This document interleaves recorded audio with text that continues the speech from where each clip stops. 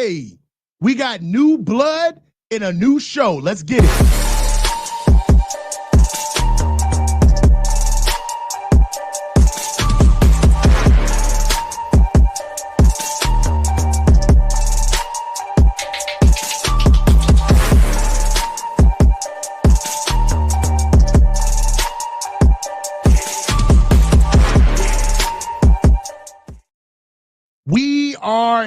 We are here. Welcome back to the Coaches Huddle where the field meets family. It's your boy, the coach, and we are back for another call-in show. But we got stuff to talk about this time, guys. I got my boy Dre Davis. I got my boy Tyler Kearsley in here, and we're starting off the call-in show with the draft. I want to hear what you felt about the draft. I want to hear about the reaches, the guys that you really like. Who's going to start right away? Who's going to get on the field? Who has developmental issues? Who do we have to wait on? Right? Picks you may not have understood. Picks that you didn't like, but as time wore on and you were able to look at the draft, you understood, hey, I see the plan, right? I want you guys to touch on Jed. Jed was tweeting during the draft. How do you feel about that? Some of the commentary after some of the tweets some of the tweets before each pick. You guys have heard me and my content creator friends talk about the draft for over a damn week. It's time to hear from you, okay? It's time to hear from you, all right? The shit's chess, it ain't checkers. Come on, baby, get in here. So I got my boy Dre Davis up first, and don't come half-stepping. What's good, my man? What's good, coach? How you doing, brother? It's sunny days out in Cali. Okay. Talk to me, man. How do you feel, bro? It's a new horizon on the defense. Okay. New dawn has come. All right.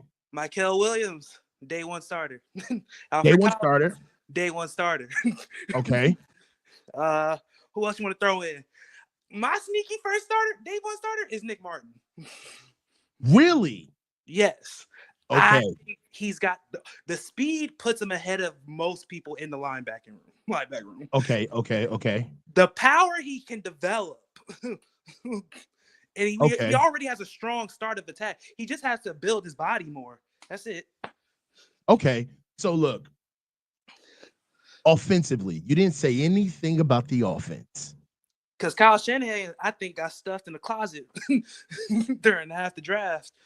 You got to do better than that. I want to hear about Jordan Watkins, Jordan James. I need you to talk to me about Curtis Work and Connor Colby and Junior Bergen. Need to know. You're not getting out.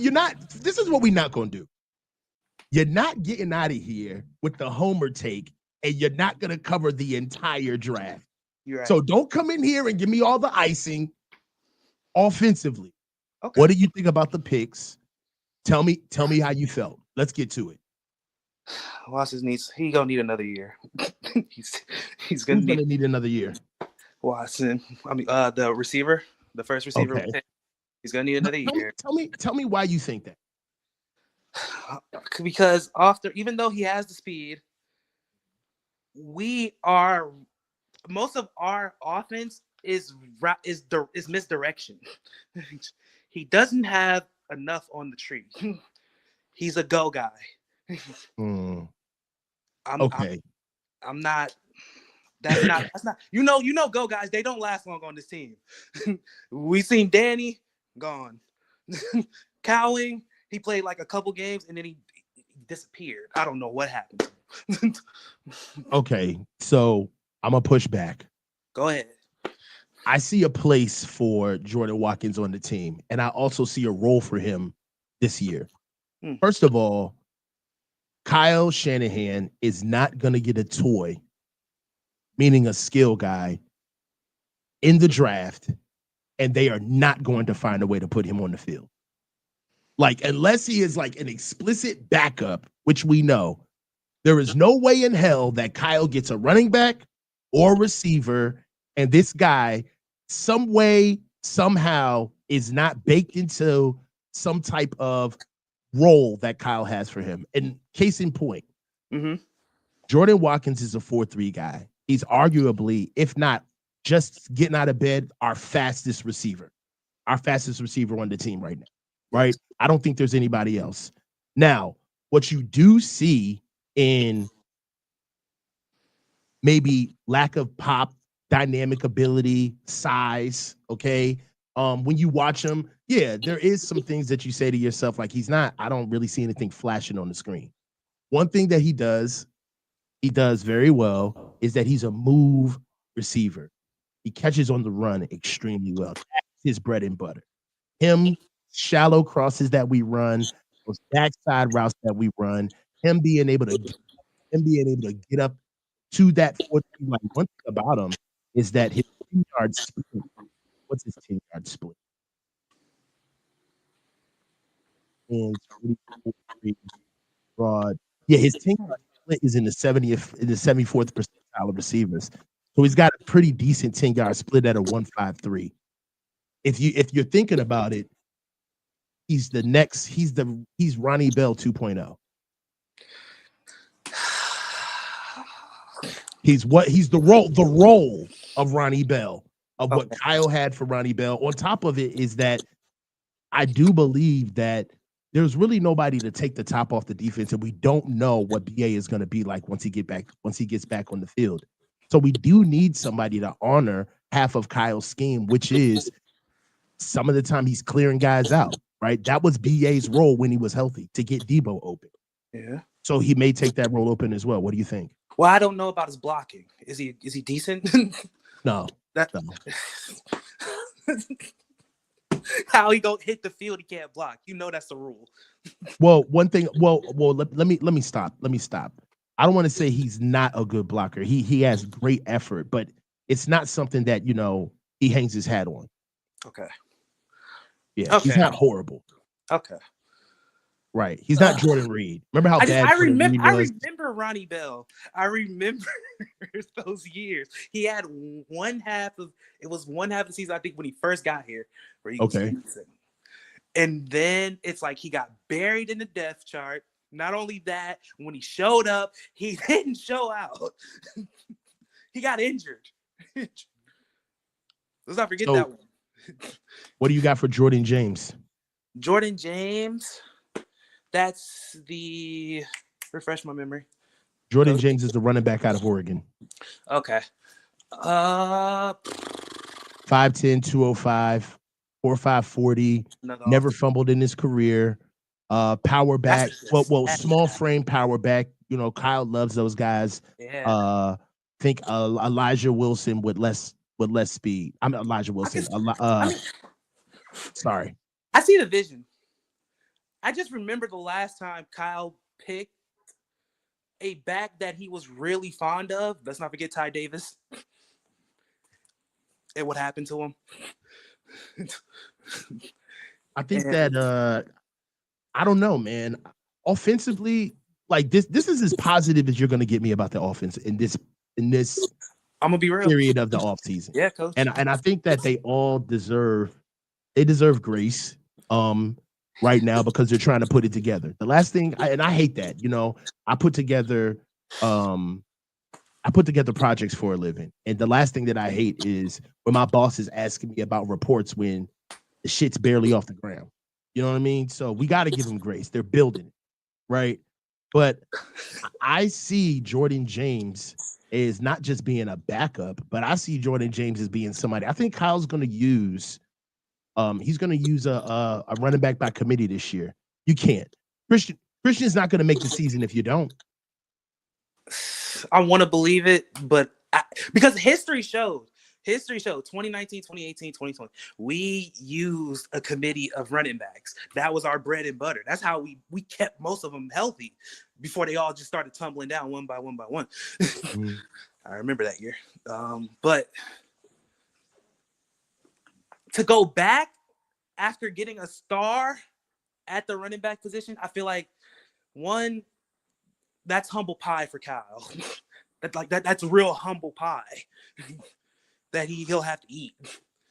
I don't think so, man. I think that this is one thing that we can never underestimate. And this is something we always have in our back sleeve, up our sleeve. The NFL wants Kyle to succeed. Kyle Shanahan, like Kyle's cachet is not just his own, but it's a part of the NFL's as well, right? The NFL loves to put their name and their brand around what people perceive as geniuses, guys that are really high thinking people that understand the game at like a molecular level. And I'm gonna tell you, if Kyle just would simply bend the knee, if he would just get a 2-minute offense, use running back by committee, start bringing in with 2 tight. Like if Kyle Started just 2 tight end bended the offense. knee and started to actually change the offense and call the offense in ways that people have been asking or been questioning about, and in very nice ways, not to disrespect it. More For run years, plays outside of the zone. Oh, sorry. dog, there is nobody that is gonna come to Kyle and be like, "Oh, finally, you got it together." No, they're gonna all act like Kyle reinvented himself. This is what Kyle Shanahan has been doing all off season. Last year with 6 wins. Come on, bro, you know the story. So the redemption story for Kyle and us is already written. They've already got it clipped up. It's already in post. It's ready to be rolled out on the ticker as soon as we start winning games. It is. Right? It's about his commitment to it. Mm-hmm. You got we know. I'm not to say that we know Kyle because we know this. We don't know him. But from what we've seen from season after season after season, once he commits to something, he's not moving. He's not budging. He's not adjusting. Kyle makes $14 million a year. He's about to lose his job. And that's remember last talk show we talked about? Look, bro, I'm gonna tell you this right now, man. When I started, I'm 40, bro, and I've just come into my earning years, the best part of my career, right? And the number one thing that I had to learn that propelled me to that part of my career was, if you want to get paid real money, there is no 9 to 5. If you want to make real money, there's no such thing as Monday through Friday. I clock in at 9, I clock out at 5. It takes what it takes. Mm-hmm. You do the work that is asked of you when it comes, and you better perform. We don't pay you money to be penny pinching on how many hours you work. We gave you enough money to get it done. So go get it done. That man makes $14 million a year, and they won 6 games last year. I'm telling you, nothing changes the opinion like losing your bread. How'd you feel about them waiting until there's going to be a lot of differences in this offense, I believe. Go ahead. How you feel about them waiting to the 7th round to finally get a lineman? You know what? I'm glad you asked that question, because I was real emotional. I was whack. I saw, because if you were watching the draft party with me and Tom, Coach, you know it. You know it. Right? Right. You know how we felt about it, because I said, don't fall for it. They're going to get a guy when they should have got somebody early. I went on a whole tangent. Mm-hmm. But I'm falling for it. Connor Colby is not just a 7th round pick. The guy can play. The biggest thing that hurt him, honestly, is he just got some wonky measurables. He's got short arms, okay? He's got short arms, so I think he's got 32-inch arms. But one thing about him is that he's 22 and he's got 50 starts. All right. He's made all Big Ten, either second or first team, 2 years in a row. Yeah. And his 10-yard split is in the 80th percentile of offensive linemen. Now, one thing I will say is that I question his functional strength, because I don't have anything on him on the 225. So I don't have him. I've been searching the high and low for his bench stats. So I believe that may be an issue where he doesn't have functional raw strength. But from what I've seen on tape, this dude is on par, if not better, than Aaron Banks. You got to be where your feet are, man. I'm tired of acting like these guys, they should have got an offensive lineman in this round, or they should have. They're not going to do it, bro. So, I'm not about to be on here blowing smoke. They're not going to do it. So we might as well just look realistically at what they brought in. And for now, the Connor Colby guy He looks the part. He plays the part. This guy has a hell of a resume. Also, what I would implore you to do is go over to Guy Haberman's channel. Mm-hmm. Guy Haberman he has some remarkable content on some draft content on the guys that came in. And basically I watched an entire interview with Guy Haberman in the now Iowa's offensive coordinator. And I'm sold on the kid, man. You know, the dude is as tough as nails. He has, like, you don't have 50 starts on your belt before you're 23 years old without playing through some things, right? So until I see different, I'm not going to act like just because he got picked in the 7th round that he just doesn't deserve a shot. You know what I mean? Like, so that's what I feel. It's like, yeah. And another thing too, the draft is its own thing. It's its own season. It's its own event. It's its own living and breathing organism. That's the draft, right? I'm also able to compartmentalize and understand that once the draft is over, man, we can't refund any of these motherfuckers. Like, they're ours. So we might as well assess them and see what we got. You know what I mean? Like, you can't, it ain't no takebacks, bro. You know? So that's how I feel, bro. Quickly before you get out of here, man, give me your grade. Give me your draft grade. Draft grade. If I'm split, I gotta split it. If I'm going defense, I give it an A, A minus, because I see a lot of depth, a lot of starters. I see starters in there. I see real good depth pieces. I see where the plug and play is. I see the vision for the defense. Yeah, and I hope they're moving away from the 4-man. That's just hope. Okay. Okay. Offense. I give it a C plus. C plus. Okay. Only because we actually drafted kind of what we needed. Because tight end, we got them mostly through the free agency, and we got most of our linemen through UDFA, which I am surprised at. We are heavy in UDFA. But I'm holding off reservations on Drew Moss, though. Drew Moss may be a guy. We'll see. So I know how the offense goes. We pick up the scraps and try to see what happens. So that's why I say C plus. All right, brother. Hey, get at me. I'll be back, man. Especially Monday with me and Jesse to do a recap and react to all of this other stuff. Definitely love the support, man. Keep rocking with me. I'll talk to you, bro. Always, coach. You know. Talk to you, bro. Tyler, what's good, baby? How you doing, coach? I'm good, brother. Talk to me. How you been? I've been great. For the draft, we got to establish one thing, coach. You know how we said we were going to draft trenches? Okay. No, we drafted for a trench. Okay. So, obviously, you're pointing out the offensive line. This is something that I want to talk about, though. All right. So, I'll do this. Let's get to round 3. All right. So, something happened in round 3 that made me kind of. I had to give the Niners some. I had to shoot them some bail, bro. Like, to be honest. So I'll throw this up. So round 3, the Raiders took Caleb Rogers and Charles Green in front of us. Yep. Okay. Now, we know now, and we did know right before the draft that the Niners did extensive work with Charles Grant. They worked him out multiple times, and with Caleb Rogers. I think that if not both of them, but Caleb Rogers for sure was a part of their 30 visit, right? So they had their eyes locked in, on both of these guys. They just got Pete Carroll.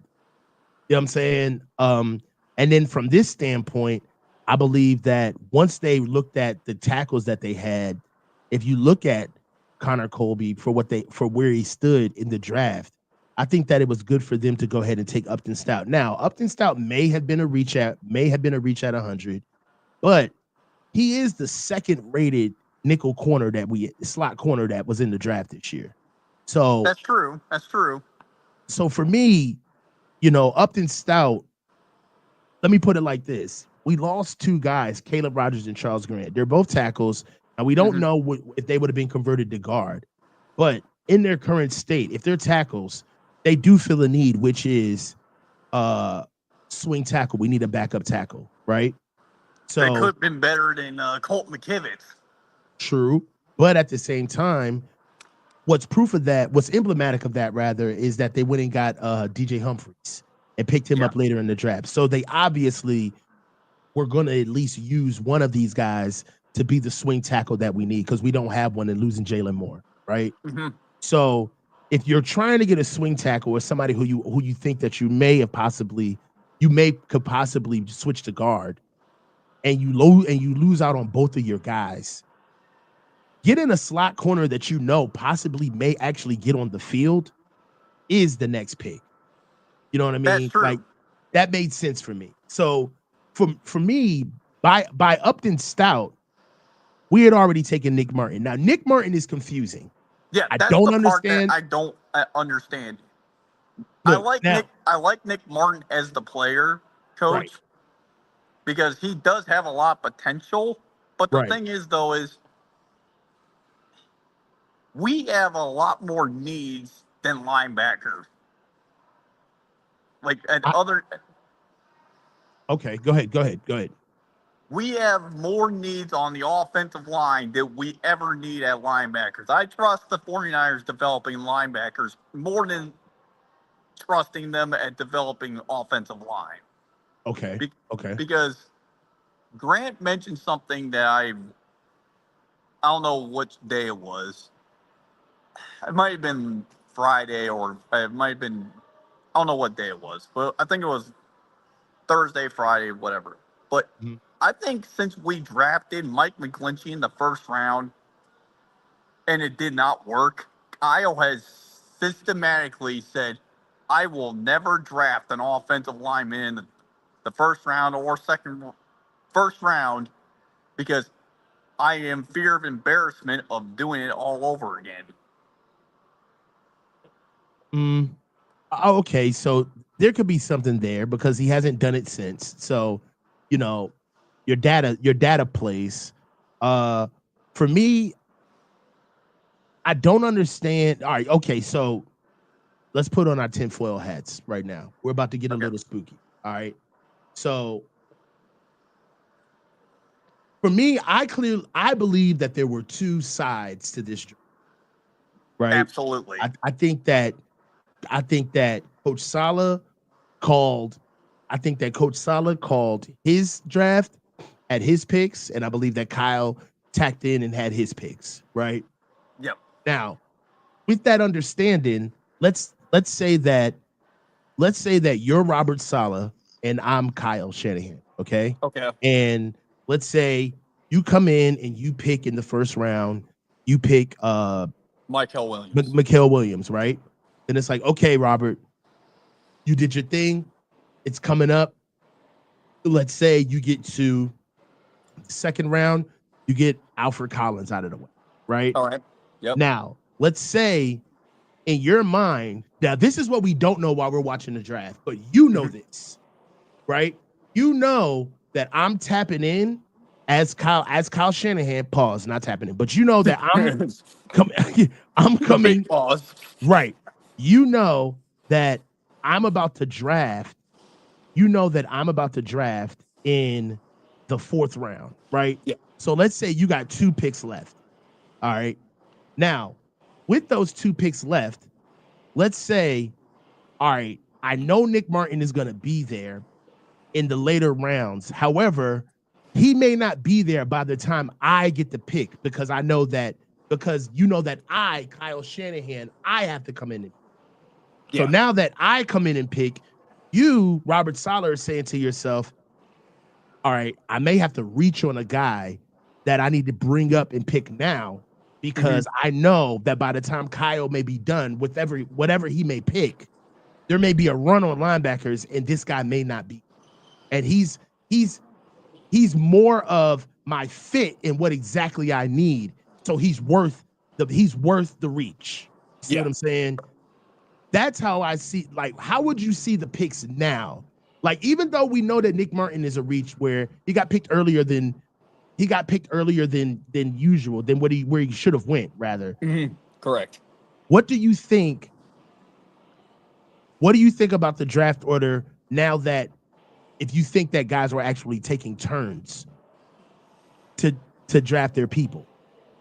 I think that Robert Saleh is trying to fix what has deteriorated since he had left. Okay. And because he's seen, I don't think he'll say it publicly, but I think that he's seen the defense that he constructed in 2019, Mm-hmm. or before 2019, let's just put it that way, has most of those guys are gone now. Mm-hmm. Like who's left of that 2019 defense that you can recall other than Nick Bosa Nick and Fred and Warner? Fred. No one. Yeah, everybody else is gone. So in a way, Robert Saleh is fixing and Jesse also said this too. That also stuck with me too. It's like No, it wasn't Jesse. It was another guy. I don't remember his name, but it was on Rob's show, Gold Standard Mhm. podcast. Mhm. How you're remaking a you're remaking a song that was already a hit, but did not go top of the number one song in that year. So you're basically remaking that same song all over again. That was runner up anyway. Yeah, exactly. So That was runner up. even at the best, even if you get it exactly right, you're still gonna come up short. So in a way, you're trying to redo the same thing you did previously, but expecting different results. That's a definition of insanity, Coach. We Well, still haven't fixed our fundamental problem that we've had since Kyle's been here. And in a way, and I want to thank you for saying this too, because I've conceded the fact that Kyle's not going to coach, not going to get an offensive lineman. I've actually, in a way, conceded that, and it's very much,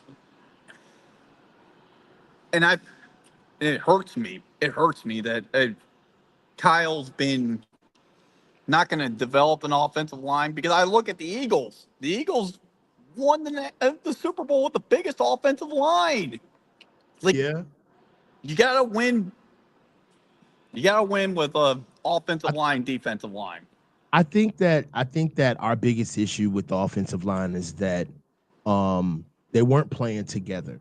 And some things that they're never gonna flat out say is that at their best, when they're all clicking, and I don't think anybody's ever said this. At their best, when they are all clicking, we can run with our offensive line. Yeah, we can run. We No can run the problem. ball. Okay. So let's get that out the way. Our issue is that our offensive line gets exposed versus comparable defensive lines, defensive fronts. Okay. Yep. So when we see average NFL fronts, we can run the ball. All right. Yes. When we're at our best, okay, we have issues running the ball on some of the best of the best. All right, but we can't do it. Our issue is that we want them to upgrade the offensive line, but they're not full throated about it. Pause. They're not being like 100% just putting their feet in. There's no buy-in, right? Yeah. From my perspective, I think that they're doing it slowly but surely. I want to see what Connor Colby does. Just case in point, look what Dominic Pooney, one guy. Oh, yeah, I like Dominic Pooney. Look what Dominic Pooney did to the right side of our offensive line, just in running the ball and helping out Colton McKivitz, period. I think that side is going to be okay. My only real issue, I don't care who they put at left guard because Aaron Banks was a shell of himself anyway. So Oh yeah, whatever I agree. the truth is that whatever we put at left guard is really going to be an upgrade. That's what nobody really wants to say is that I tweeted when Aaron Banks got paid $19 million a year. That was the heist of the offseason, in my opinion. I was shocked, right? But Khalil, chill out. So, but the only thing is that I think that bringing in the kid from Iowa, bringing in Ben Barch, they're gonna try to like social engineer this thing. They're gonna try to throw as many people at that position until they find something that sticks. My two biggest issues right now are: is Jake Brindle going to survive the entire season before they do something about he's him? not. And is Trent Williams? How many games is Trent Williams going to play? Because we know he's not going to play all of them. You know he's gonna That's miss it. like 4 games, 3 or 4 games. It's just They killing me. All right, go ahead. Go ahead. you know that he's gonna. You know, like you said, Trent's gonna miss 3 or 4 games at least. He's what 39. So like you need a backup plan for him, and that's why I like Humphrey that you got him, because now that you got that reliable backup, you can put him at left guard, and you can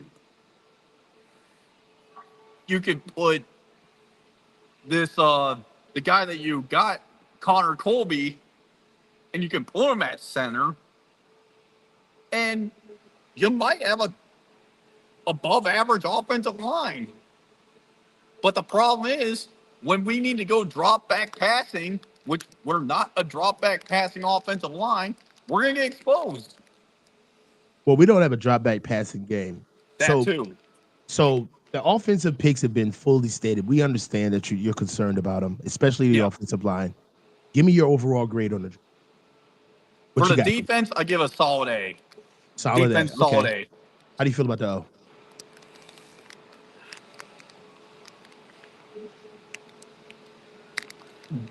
B minus, C plus.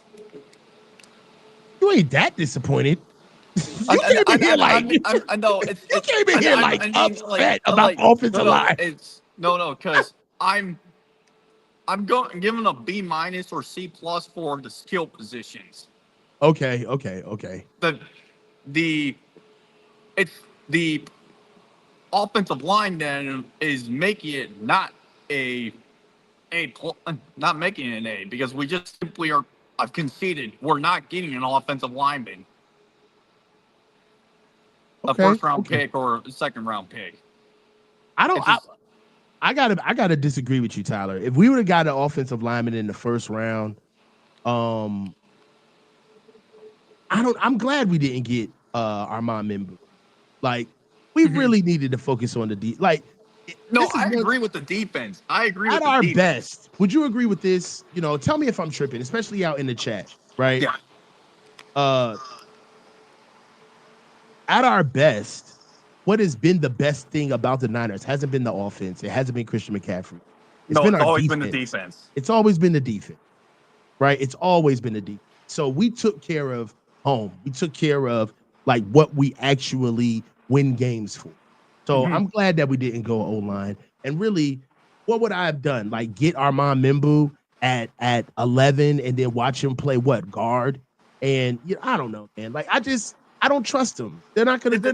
And that's why I'm also kind of conceded that too, Coach, is because I just don't trust us actually doing it. That's why I'm like, okay, we're not gonna get a top flight offensive lineman. And you know what? I've accepted that. Yeah. But you know what though? Football's all about scoring points. If you score more points than the other team, you win. Now it's going to frustrate you if you're going to see your quarterback getting sacked all day long, or running for his life like we have a fear of. I think that's my fear, is the idea of Brock Purdy being laying on his back. Nope. Pause. but getting hit all day long, he's already suffered injuries in his career, coach. So I just that's we see what happened to Jimmy too. I'm gonna just be real with you. I don't talk about Brock until camp. Like I'm done. Either they gonna pay him, yeah. and they gonna get the deal done, or it ain't gonna get done. You know what I'm saying? But hey, man, let me roll out and get some other guys. I'm piling up, getting some guys in here. Yo, love the engagement, man. Thanks for calling in. Hit me up next time, man. All right. Talk Have to a you, great day, fella. coach. All right, my guy. What's going on, Coach? How you doing? Good, man. How LP, about you? man? Good. Just working my ass off. I see that. I see Understand? that. I love it. I was actually hoping that you was going to have a show on today. Mm-hmm. And I got something I want to talk about. So, the running back that everybody's saying we got ain't going to be worth shit or whatever, right? Oh, I'm going to go ahead and tell you, okay, there's two things that he doesn't do very well. Very well. He doesn't do them very well. He does not fumble. And he does not go down on first contact. Yeah. I like the back. He's not a sexy pick. And it's not going to be no running back by committee like some other people was talking about. It's not going to be none of that. They're going to run Christian McCaffrey into the ground like they did last year, like they did every time they put him on the field. And then it's going to be Correndo, and they're going to run him into the ground like they have done previously. And then it's going to be him. Yeah, I mean, that's what they'll do, but I'm calling it, man. I really believe that Kyle's he can do it. There were spurts in the season last year. If he wanted to do it last year, he would have split the carries. Like if there were spurts in the season, bruh, when Kyle called a game like he wanted to win. The Detroit game, he called the game. Yeah. That was the best game of the season, how he called. The Bears game was a good call. Like, and you were saying to yourself, where the hell has this been week in and week out? Exactly. He knows how to call an offense to its best of its ability, but he does not feel as though that is what he wants to do. We're dealing with a very stubborn individual. Oh, I know. Who wants to do things his way. Right. So I think that with more people on, there's more than enough for him to create an offense with what he has. What you said earlier is the truth. You worried about losing that $14 million that you're making every year? All of a sudden, now you're going to perform. He's going to perform. This year, you're going to perform. Watch to see if we don't meet and blow expectations out the water this year. Honestly, I believe we will. I'm telling you, man, like, Kyle and they have more than enough. They've got enough. Kyle is smart. Don't get me wrong, but last year it was like, let's just keep doing the same shit we've been doing. Let's keep throwing it to Debo, even though he ain't catching shit. Let's keep running this stupid little end around bullshit that everybody knows what you're gonna do before you do it. You do that whole little stupid ass, let's fake this and move this and do that, and you're wasting a whole bunch of time and you ain't doing shit. Hey, but JLP, I got something for you though. I got something for you. Let's just expect it. Oh, yeah. Right? Like I'm done being like shocked. Yeah. Oh no. He's gonna run his bread and butter plays. Yep. And the players that he's bringing onto the team, you already see their job. You already see their job descriptions. You know, I didn't see it right away. I thought it was an underwhelming pick when we picked up Jordan Watkins, right? But once I saw his tape, once I saw all of the routes that he was dynamic in. I never even heard of him before the draft, to be honest with you. I mean, you know. I'm telling you, he's gonna run end rounds. He's gonna be the new little Debo, a lot faster, quicker. I'm telling you. So my thing is with Kyle, talking about like meeting about the meeting is what we're doing right now. Just talking about how it's all gonna happen. But we all gonna see it when it rolls out during camp. He's gonna try to run the same offense, right? But I do believe there will be wrinkles. He's gonna use running back by committee. He's gonna use multiple tight ends. Ross Dwelly is back. George just got paid. Yeah. They got themselves a couple of pieces up front. Dominic Pooney is a second-year player. I think they're going to try to roll out exactly what they did last year, but just with new wrinkles. And I think one of the biggest things they could do with this whole new George Kittle contract, make him your focal point at this point in your career. Just the Kansas City Chiefs did it for so long with Kelsey. Mm-hmm. I mean, Kittle was the best tight end in football this past year, arguably. But I'll Mm-hmm. argue for it because I watched him. You know, he can block, he can run, he can catch, he can get yards after the catch. You know, he'll go after a contested catch. You know, whatever it takes, Kittle will do it. I say make him your focal point, make everything else secondary instead of like a player like Debo type player, like that's your focal point, or Christian McCaffrey, that's your focal point. Those guys are going to get injured every time because you're asking them to do so damn much. You know what I mean? Mm-hmm. Yeah, well, I mean, I think that the offense, I believe, like I keep saying, I'm excited for the team. I don't think we have quite enough on defense. There's some thin patches that we have, right? That were perceived holes that maybe they may get stronger and build callous as the season goes, or they may thin out and we may, burn out and the bottom may fall out.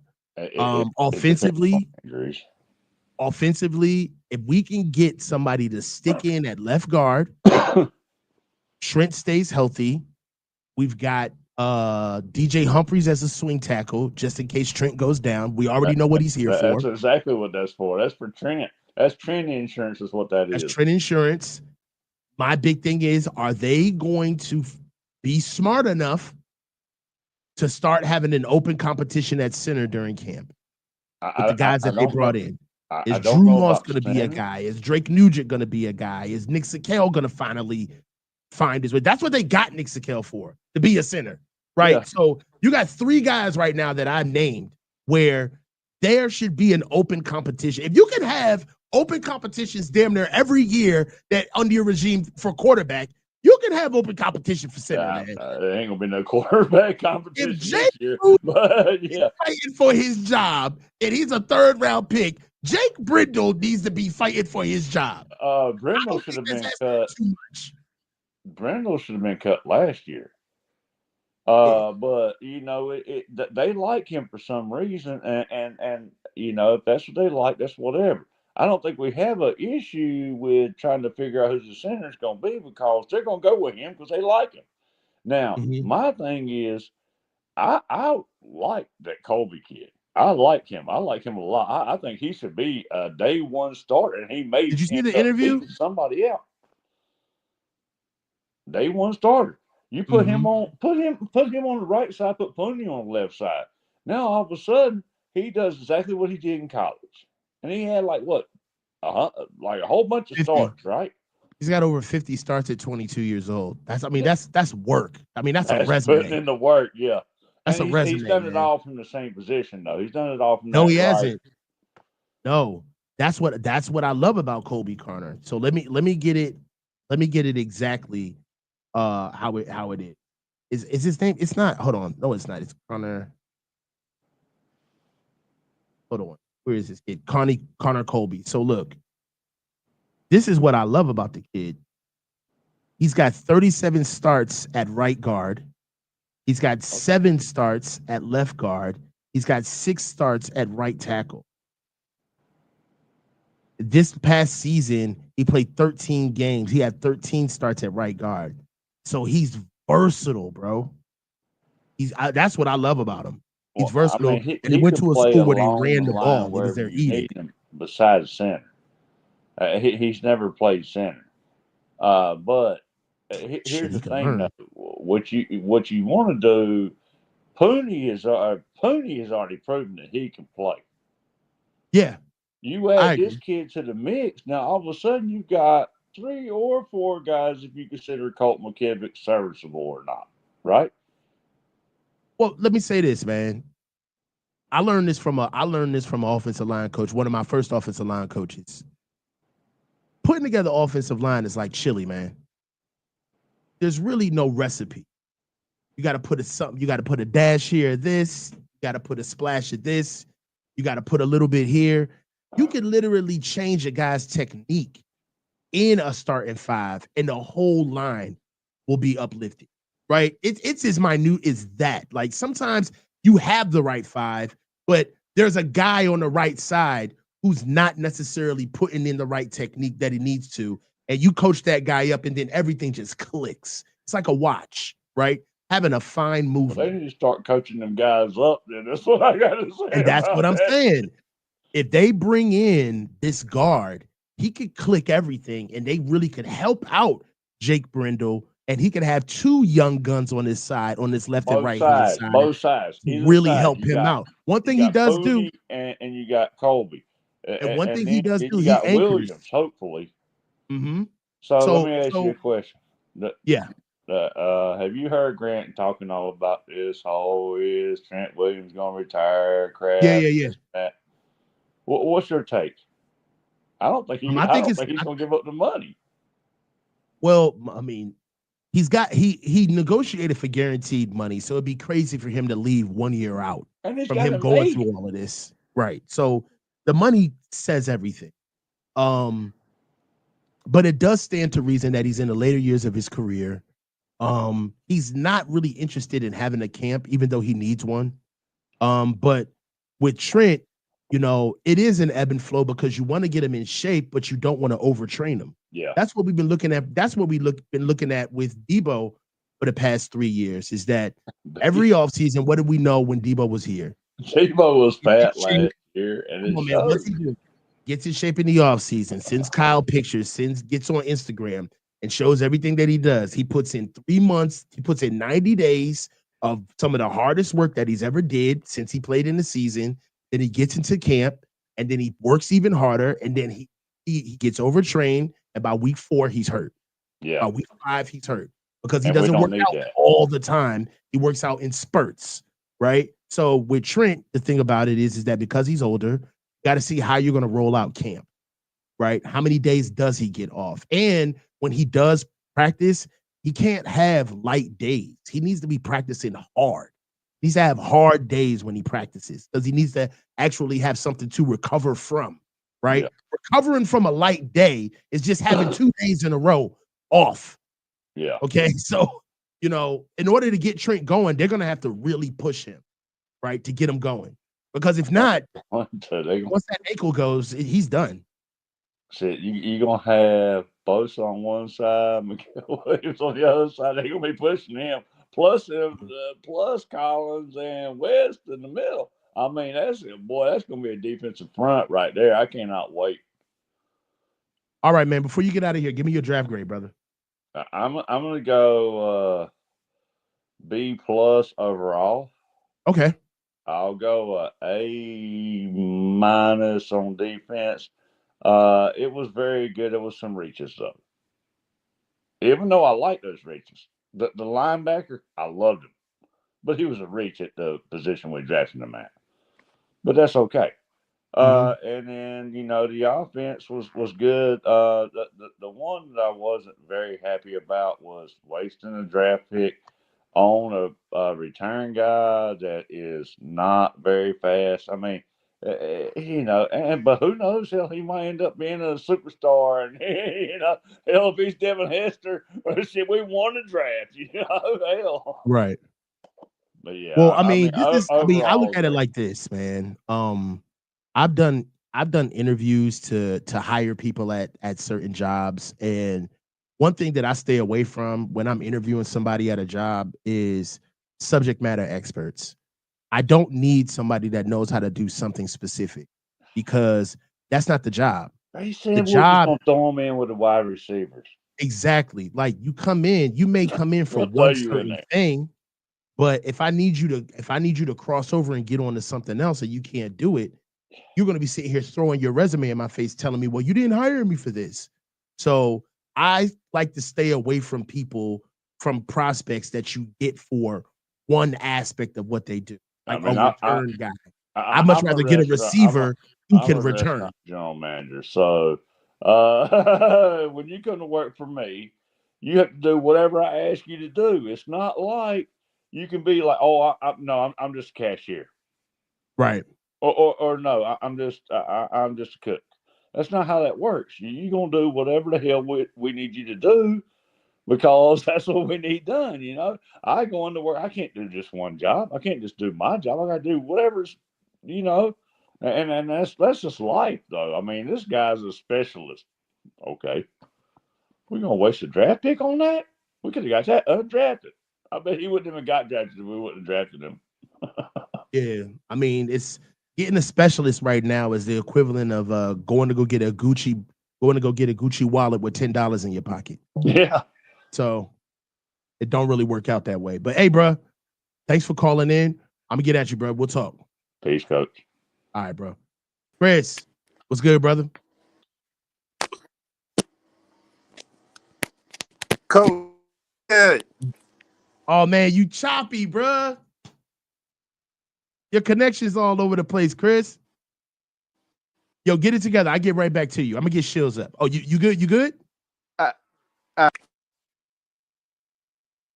Oh, I can't hear you, bro. Yeah. All right, You I hear got me? you. I got you. What's up? Coach, what's good, Coach? Yo, What's I good, just brother? want to bring some light to the chat, man. Everybody feeling all down. This could be the one. Mixed with the draft class from last year, this could be it. I see some sleepers in this one, bro. I don't know Talk to about me. everybody else. I see first, Coach. Talk to me. I ain't even gonna. I'm gonna go backwards first. I'm gonna hit you with the undrafted. I think that could hit. You know what I mean? Then I'm gonna hit the draft. I Okay, really good. like Drew Moss. I feel like that could be something. Right. And Jacoby Robinson. If that's one kid, I think if that hits, we might be onto something, Coach. Mixed with everything else that we already got. You feel me? Right. All right. So look, I got if we're going UDFAs, my favorite UDFA is Isaiah Nayor. That's my guy. I kind of see I see some things, man. I see some things with Isaiah Nayor, the receiver out of Nebraska. Right. It's just that because it's like we know we upset about the line. We get that. But Connor Colby and Drew Moss, I feel like if these two hit, I think we'll be very fine. Okay. So let me ask you just one simple question. Go ahead. Do you think that Connor Colby can block Alfred Collins?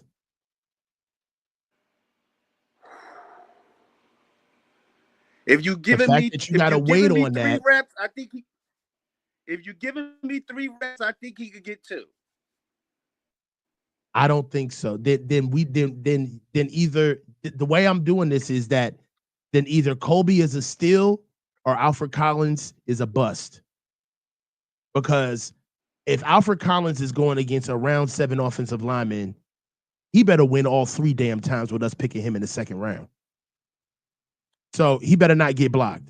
So the only reason why I'm saying that is that sometimes when we look at linemen, and it's hard for people to be able to judge offensive linemen, and I get it. They don't have the ball. A guy is 6 foot whatever, he's 300 whatever, and it's like this guy's gonna work, right? But all offensive linemen are big, and guess what? The ones that suck, they're big too, right? So my thing is that with him playing, with him getting picked up in the 7th round, I want to see what he's going to do with technical defensive linemen that know how to put their hands on him, that can put moves on him, right? He's got short arms, all right? I want to be able, if he can be able to stand up and get to the fight. So I'm happy about him being here because I want him to succeed, right? But I also want to know why he got picked in the 7th round. Right. I'm about to say, because he an Iowa lineman, like the run game, I shouldn't even be tripping off that. The passing game is where I should be concerned. Like, you know what I'm saying, with him. Right. But, like, yeah, that's an interesting thing that he got picked so late. Because with that running back, they had the run game was on point at Iowa. We all know that. So, obviously, that's what he coming here to do. Yeah, he's coming here to get the run game going. And I think that the pass game that Our pass game, along with our play action game, with our RPO game, there's a lot of things built in to help our offensive line where they don't have to be traditional pass blockers. So you also have to understand that in this offense, he's not going to get put on an island. That's one thing about one of the traditional things about offensive line. If you want an Eagles offensive line, you want that big traditional offensive line, just understand that the same way that they dish out power in the run game, they all got to help each other out in the pass game. Like they have a true drop back offense in the pass game.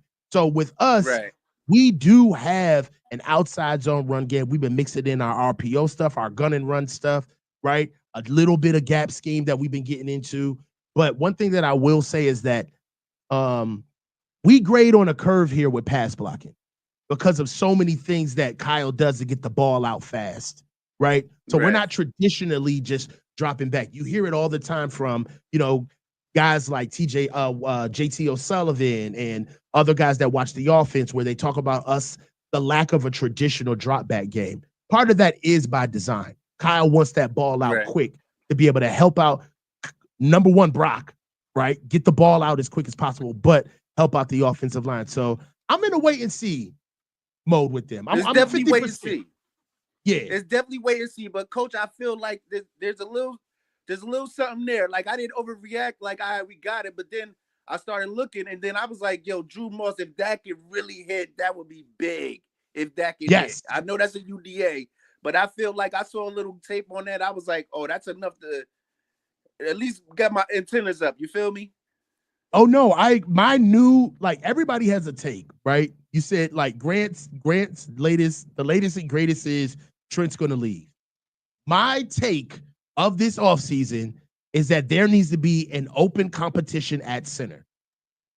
There needs to be we've got enough linemen here. We've got guys that we've developed that are still here at Nick Sakel. We've got guys that we've drafted. We've got guys that we're bringing on as UDFAs again. We have guys that we picked up last year that are still here in Drake Nugent, right? There needs to be an open if we can, like I said in the last call, if Jake Moody can get it, damn it, so can Jake Brindle.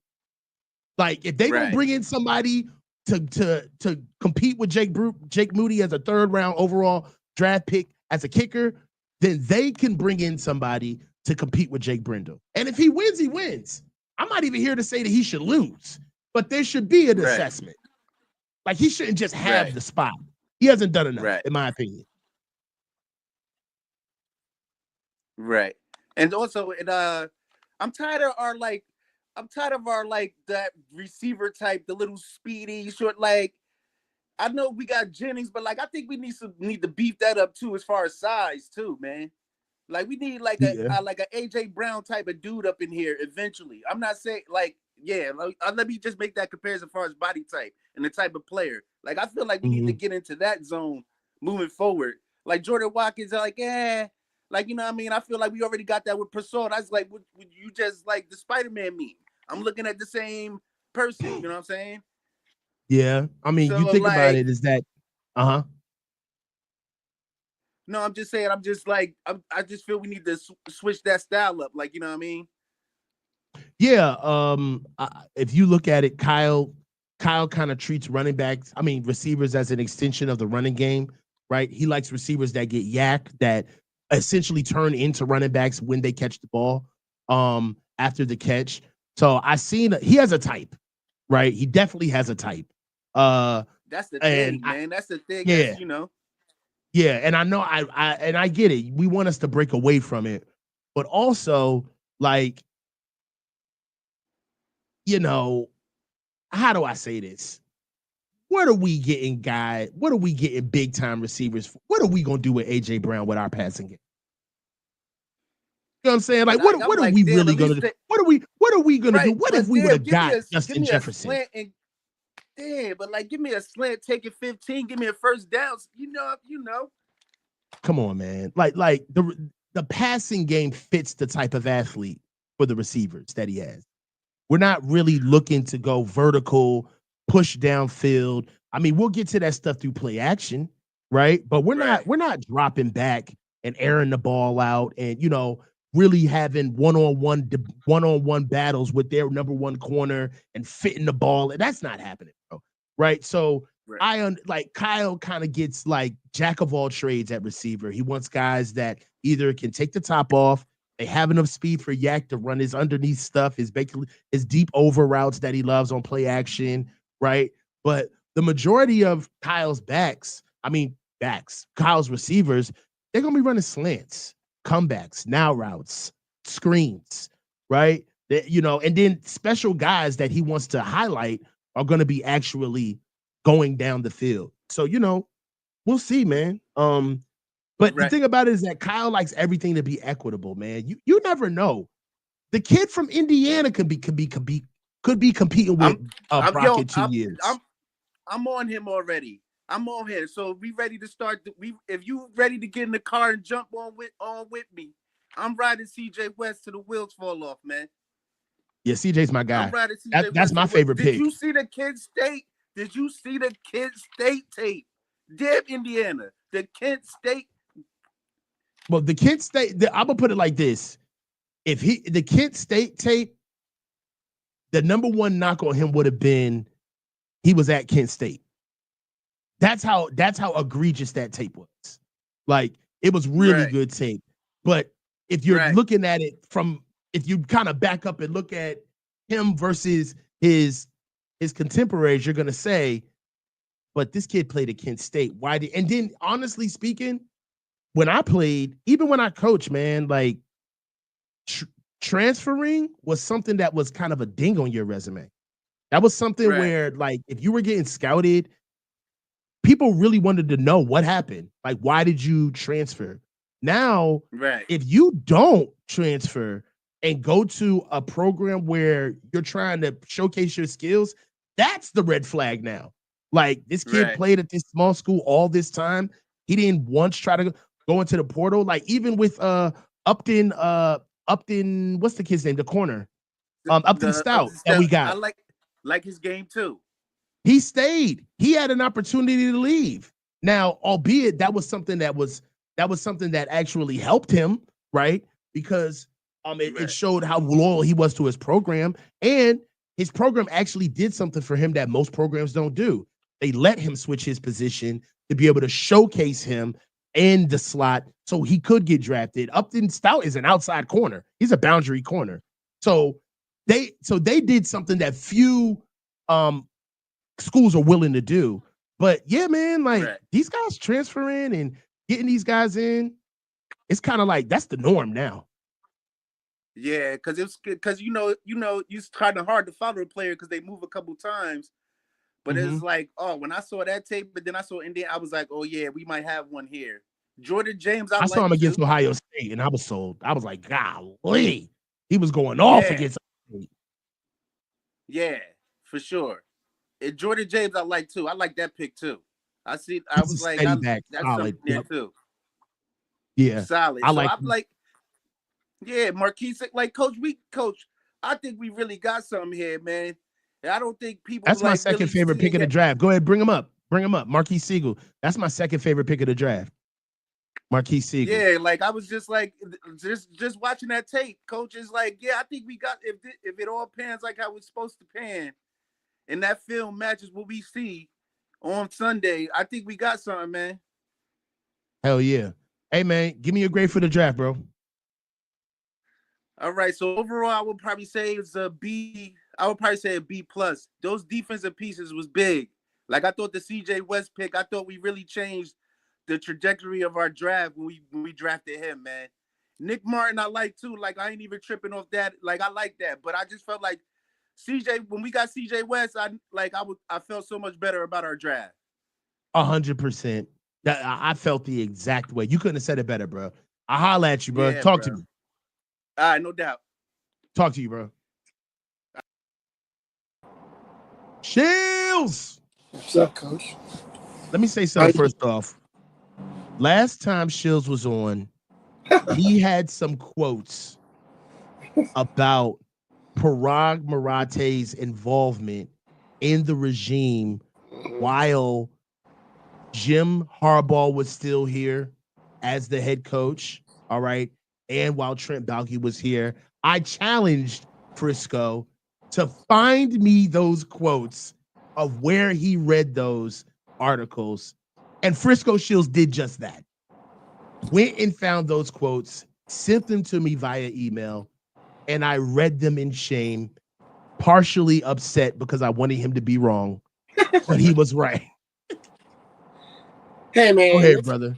You know, it's a whole lot of off the field stuff that, you know, can explain some of the things that happen on the field or with the coaching or whatever, but it's not something that anyone would ever really factor in if you're just looking at what's going on the field. Because some of the stuff is just like, what's really going on here?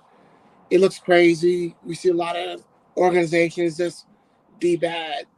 And, you know, I think that kind of, you know, gets into the way the draft went.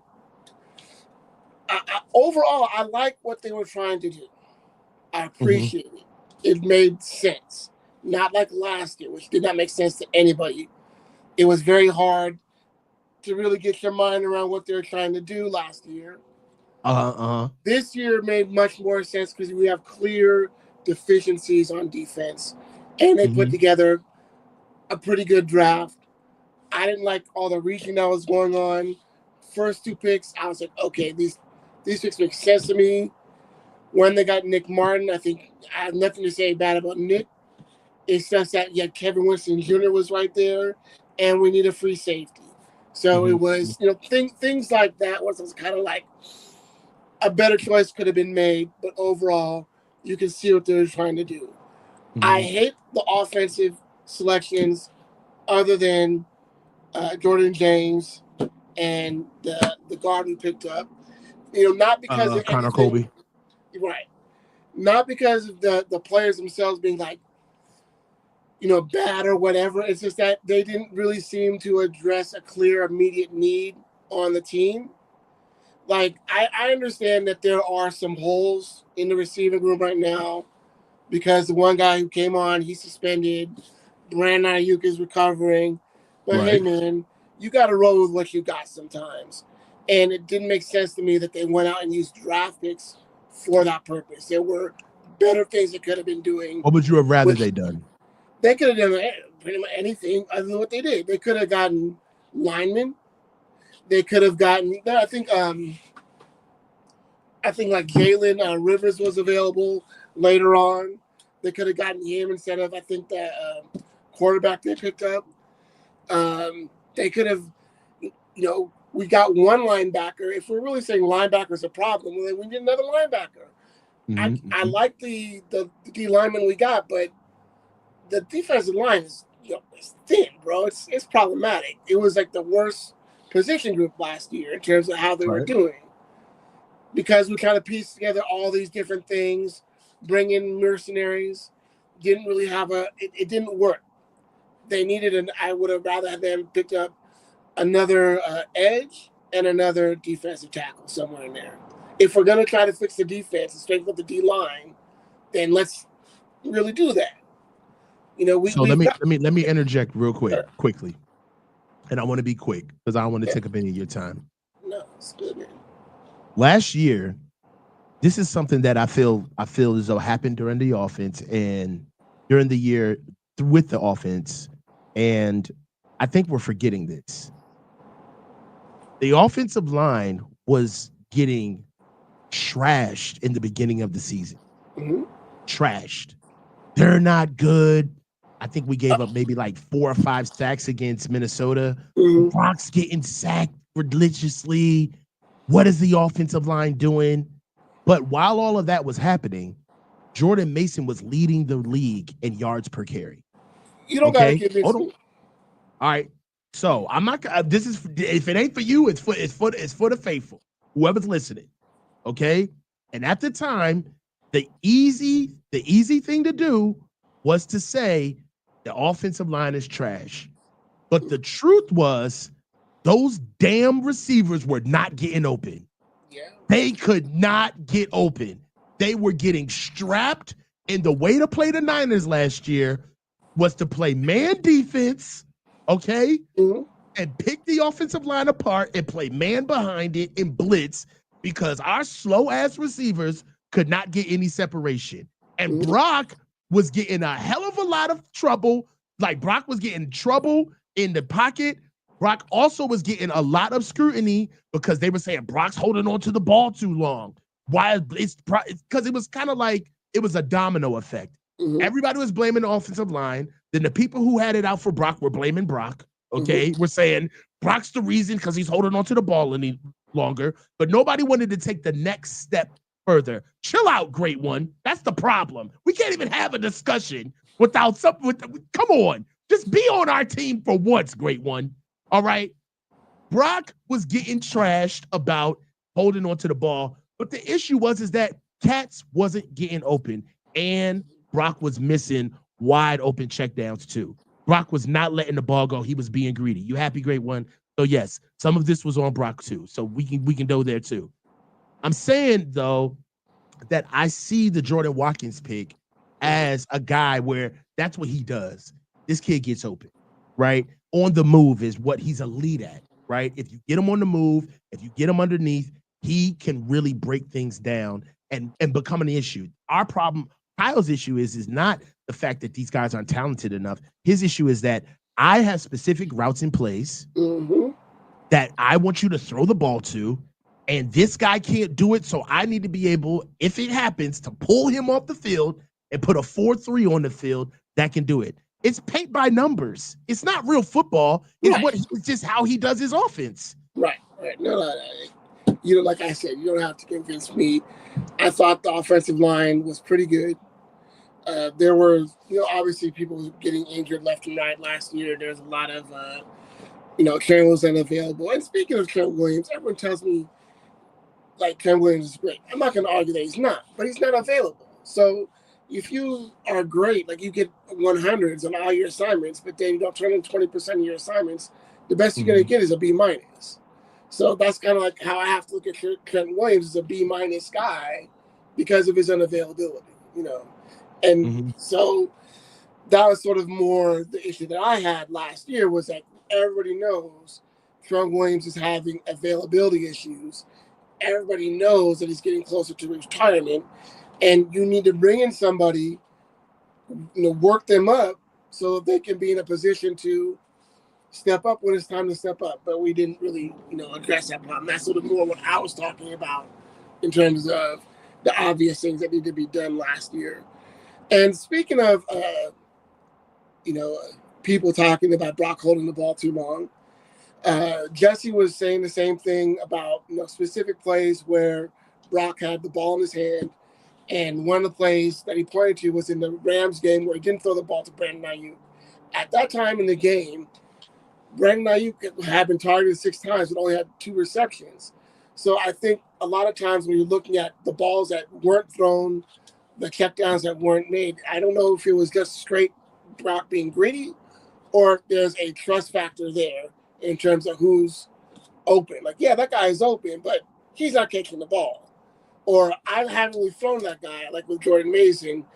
Do I have the trust to throw that check down? So there's a lot of times where you see Jordan Mason wide open, and it's nothing but green grass in front of the man. And they're like, why aren't you throwing it over here? The only thing I can assume is you can either guess that Brock is stupid, which is, a possibility. Brock was greedy, and he's been greedy in the past. He's pretty greedy in college at times. Or there's a lack of trust. And I think that that's more what I would lean towards just in terms of how the offseason went and the entire offset's being thrown off by all the situations that were going on last year. So, setting last season aside and just looking more at the draft, I had less confidence last year in what was going on with the draft. A lot of things they were doing didn't make a lot of sense. This year, the draft made much more sense. But in terms of some of the picks that were being made, I get what you're saying. That makes sense in terms of the Watkins pick for what Kyle wants to do.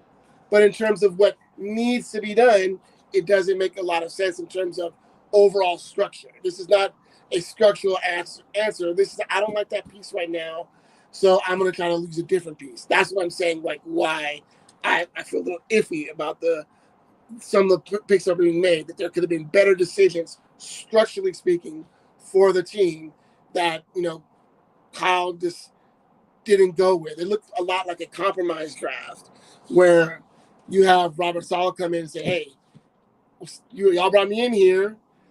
Y'all tell me I have to be the dude, so let me get my picks. I need these picks at these positions. This is what I'm looking for, so that I can have what I need to take this 31st ranked defense, whatever it was last year, and at least get us up to top 15, if not top 10, right?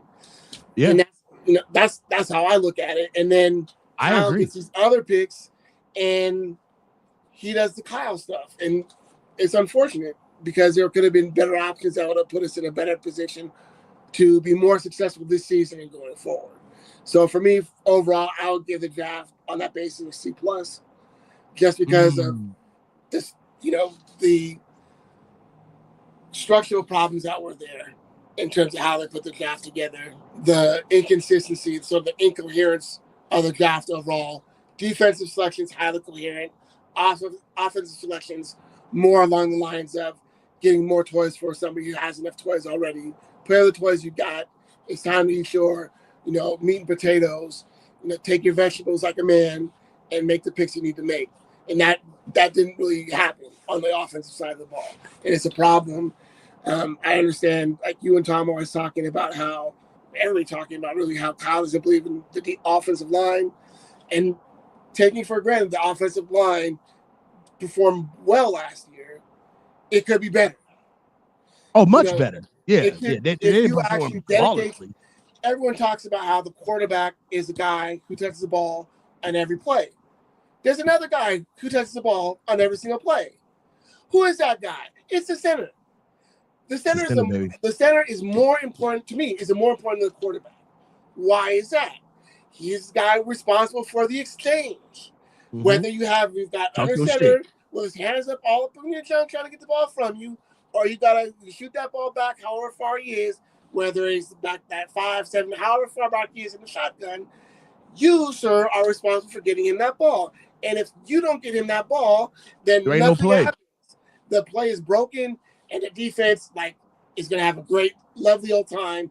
You're at risk of everything going wrong. Everything is going to go wrong. The best you can do is hopefully maybe somehow the quarterback is able to corral the ball and get some kind of play off, throw it out of bounds, towards an eligible receiver, something like that. If miracles happen, you might be able to get some type of broken play going. But whatever you were planning is not what's going to happen if you don't have the right center. So the most important position to me on the field, more so than quarterback, more so than anybody else, is center. We don't invest in that position.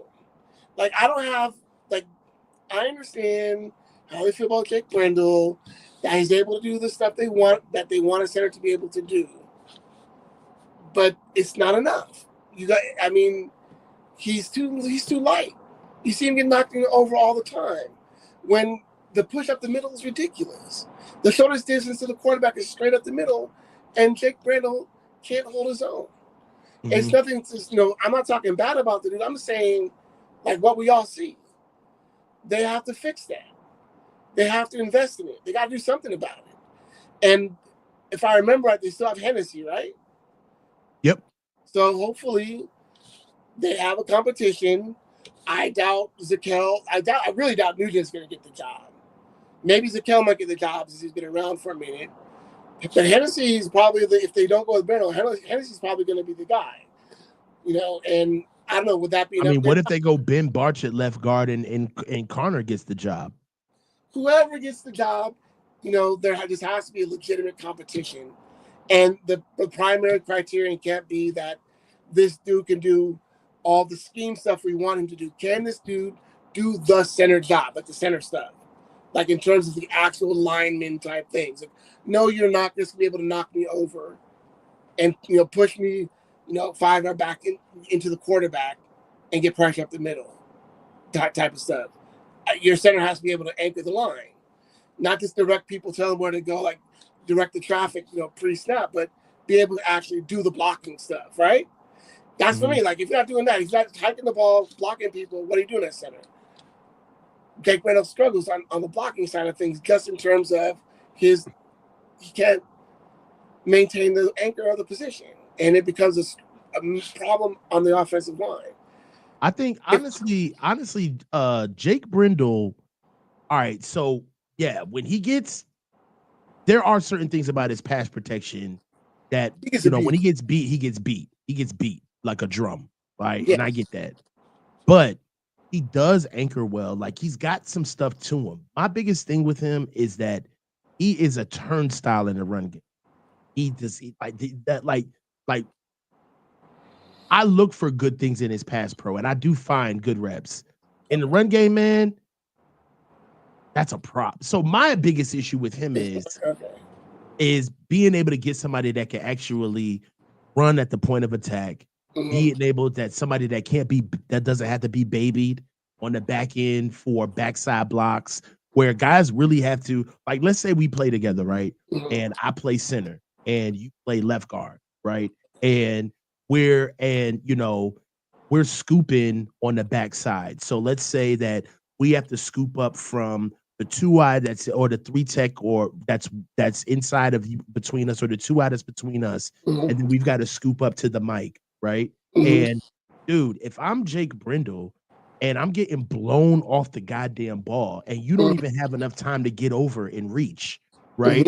And I'm just running up top, it's almost as if that you have to take extra steps just to compensate for the fact that you know that my inside step is going to get blown up. I'm not strong enough to anchor, right? So so there's a lot of, the thing about offensive line is that it kind of sucks because there is such thing as playing with good technique, right?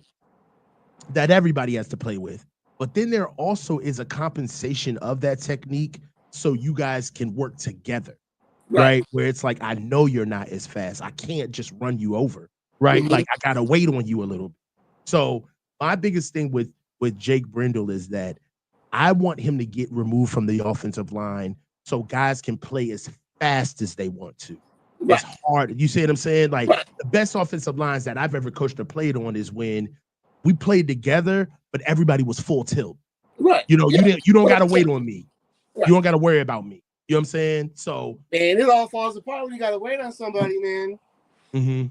Feet start getting tangled up. I'll have to go back and look at, but I suspected probably some of those injuries we ran into were with guys in their feet tangled up and whatnot. Maybe they were waiting on somebody to be somewhere where they're supposed to be. I don't know. Yeah. But I feel like if you can't impose a power game on somebody, I don't feel like you have an offensive line. That's just my opinion. Yeah. I mean, that's what they're there for. Yeah. Like if you, when people talk about establishing the run, I'm not thinking about outside whatever, pulling whatever, we sweep this. I'm thinking about, okay, we're gonna maybe win a tackle trap, but most likely what we're doing is we're just going hat on hat and it's dive, and we're just coming at you and we're going to get a 3-yard push, and so we're automatically getting a 3-yard pickup no matter what because our lineman pushes back 3 yards. Yeah. Like that's how I feel about like your offensive line has to be able to do that and impose that when it wants to. Like you're obviously not going to be able to get it on every single play, but you should be able to get it. It should be able to be something you can do as an offensive line, and we can. And it's supposed to be a weapon. Really, simply put, the offensive line is like, it's supposed to be a weapon. Like we are supposed to be, not only are we supposed to be defending the play, so we can get as many yards to score, but man, we're supposed to be out there imposing our will. We're supposed to be setting the tone. You know what I mean? Like that's what I want to see out of the offensive line. But we've had a lot of guys who carry the ball. They set the tone. So we gotta, the biggest thing with that Ravens, it's like, you got Jalen Hurts and Saquon Barkley, but the first thing you see rolling off that damn bus is that damn offensive line. You know what I'm saying? Did you see this man? And it was crazy in the Super Bowl when Mylotta walked out. Yeah, and he was just like bigger than everybody. Yeah, he's a man. And he just like towered over everyone. It looked like he was like a foot taller than everybody. Shaking dudes, like shaking down, like shaking little kids' hands out there when they were doing the coin toss. I was like, oh man, that dude right there he's gonna be brutalizing people. And that's what I want to see out of an offensive line. I think the way that the 49ers talk about it, that they want weapons, that's great. Your biggest weapon is your offensive line. Your biggest defensive tool is your offensive line. The offensive line protects the quarterback. The offensive line protects the defense. How does the offensive line protect the defense? By giving us a break.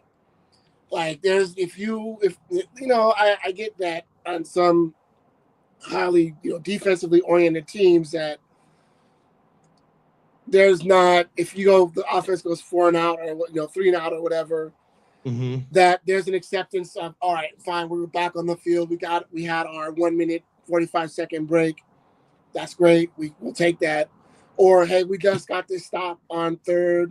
We just got this stop on 4th, and we're back out here already again. There's some teams that can take that, but over time, like a lot of the problems that we saw last year on defense, there were some structural issues, obviously, but there were a lot of games where these guys went out, they got to stop, like late in the game, they got to stop, and then based on the calls that were being made, based on how the offense was playing, they got thrown back out there, and then they collapsed because they're exhausted.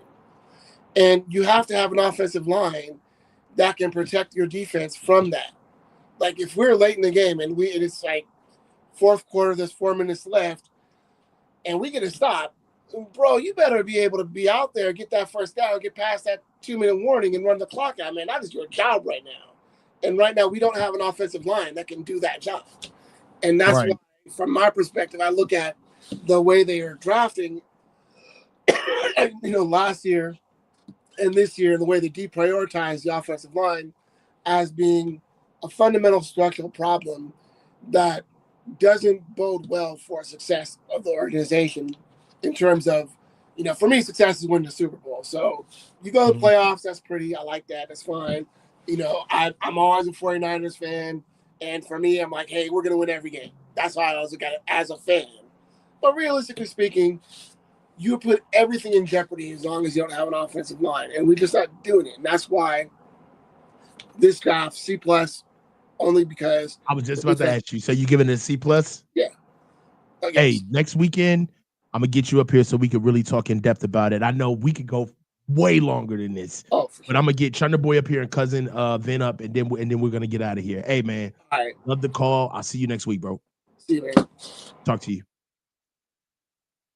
Cousin Vin.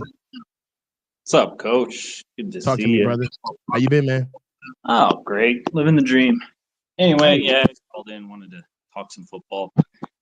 Anyway, I don't have a particularly new take, but I do like the draft quite a bit. I mean, if you just look at it from a standpoint of addressing the things the Niners need, you can't argue with the results. And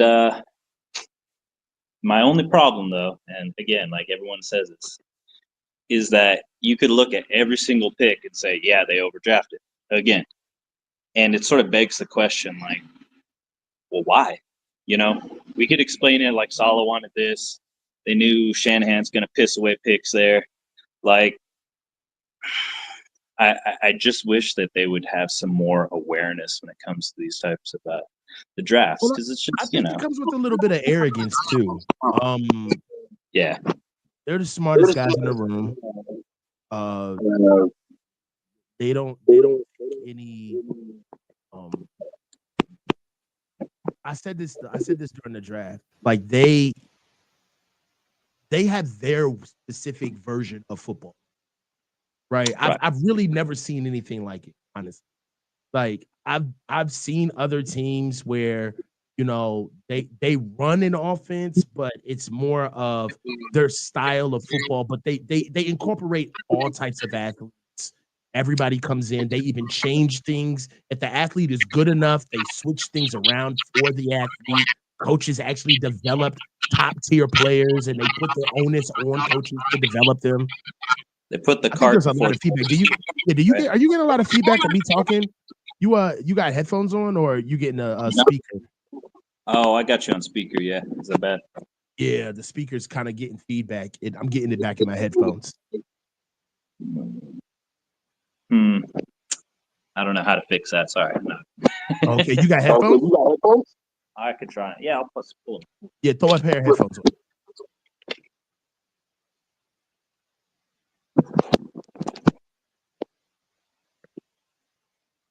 Yo.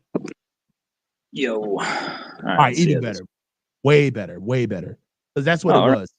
Yeah, because my voice was throwing back into the feed. So basically what I was saying is that they have their own version of football, right? And what they do is that they repurpose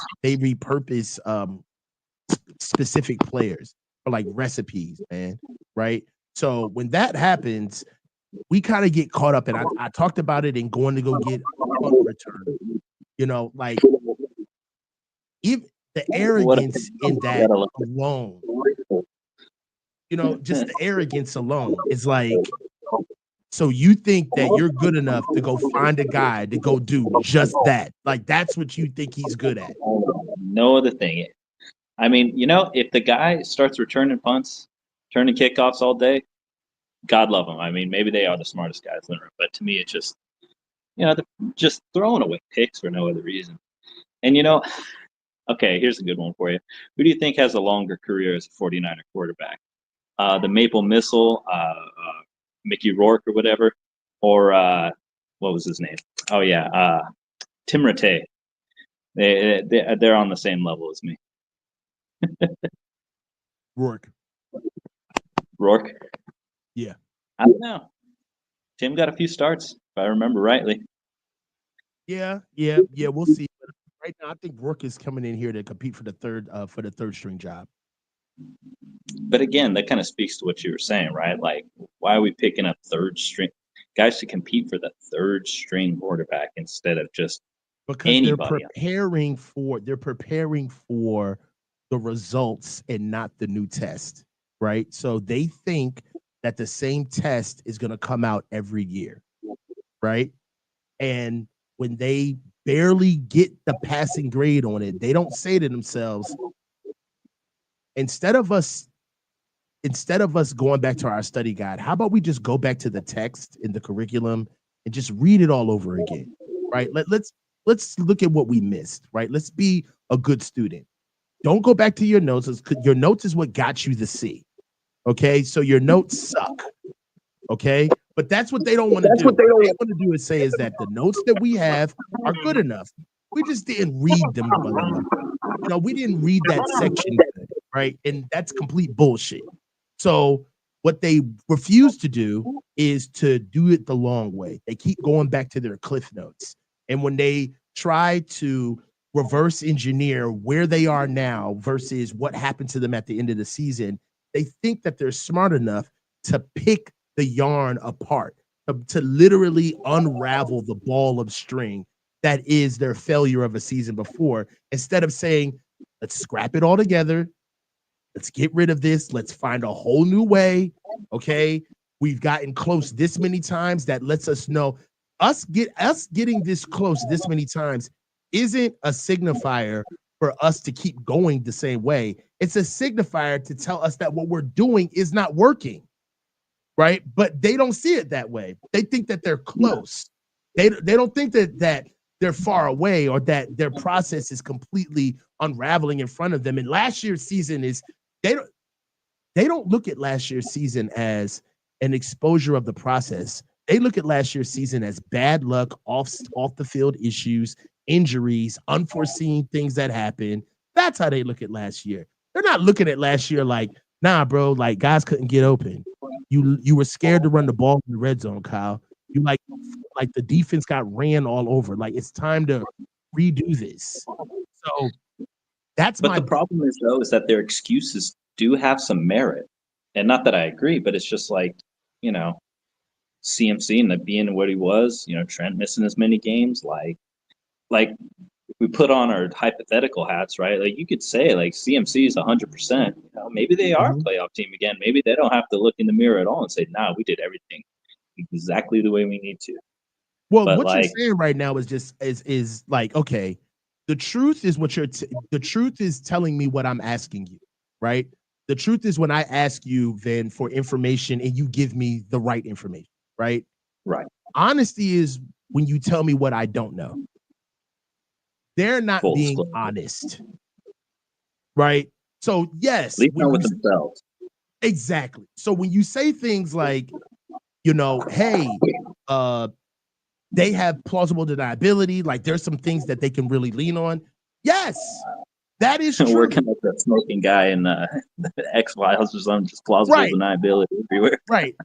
But only they can sit back and say, well, we know when we bullshitted. We know where we really shirk. Right? We could lean on the injuries, but we could really get back and assess this thing and say, we goofed on overpaying these guys. We should have stood on our toes during the NFL, during the draft last year and got offensive line. We wouldn't be in this situation. All right. We could have kept playing Jordan Mason instead of rushing Christian McCaffrey back. We should have stood on our toes with BA and either moved him or got him into camp right away. Like, there's things that they could really be saying, right? But none of that stuff you can put on a brochure. You can't put that in the media guide. So, I'm here to see if they actually have gotten it together, because they JD took the words right out of my mouth. They manufacture the possible deniability at times.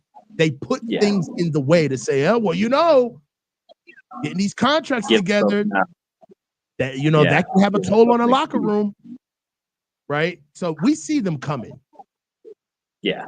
Well, you brought up something else too, and just kind of like on the same vein. Like, okay, the whole thing with Ayuk, right? Like, before, at the end of the last season, the Super Bowl run, right? Like, I was like, hell yeah, let's get this guy. He's a great receiver. He needs to be on the team forever. And, I'm not going to lie, I kind of soured on him with the whole offseason shenanigans, but it's not as if the Niners didn't, fuck around and, play with the guy. And then, they end up paying a hell of a lot more. He gets injured, doesn't look good, then gets injured. And it sort of begs the question, like, what is Parag's role in this? Like, if he's going to lowball guys to the point that they end up getting even more money, and we could say that was Shanahan, coming in at the last second, but like, when has a negotiation on his part ever gone particularly well? Because not that I'm saying we shouldn't have, we just paid Kittle a whole bunch. He's the best guy, and I think they should have. They got ahead of Diamador Lenore, like, okay, great, but like, you look back on every single contract, like, they have not. At least during this era, they have not done anything that was particularly, Parag hasn't done anything that's particularly useful other than, piss off the guy and kind of blow off seasons for at least 3 different players, or 2 off the top of my head, between Nick, Bosa, and Ayuk. So, like, well, I'll say this. The reason why I love football is that the majority of the guys on the team are blue collar guys, right? Everybody, that's why I can't stand the NBA. There's too many guys that are overpaid, right? The 15th guy on the team gets paid like a 10-year veteran in the NFL. So when we're talking about these names, we're also talking about the top end of our draft. I mean, the top end of our roster, right? These are the best guys on our roster. There are some guys that get paid and you don't hear about it. Diamador Lenore's deal was very quick, right? Nobody heard anything about it. Nothing was contentious. So a lot of this stuff is some of these bigger guys trying to get their piece of the pie, their piece of the equity. We're a hot team. Oh, okay. Right? Pache is building. I'm not going to be on one of the best teams in the NFL and get underbid, because if I get underbid here, it's all downhill from here, right? Every other team's going to say, well, your own damn team that you went to the Super Bowl with paid you X.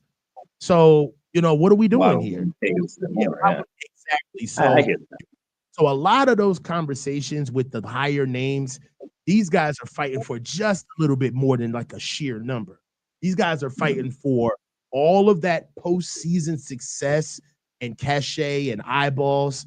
They want some of that stuff to stick and actually replicate into real dollars. Like, I want that to mean something, right? Like, what's it saying?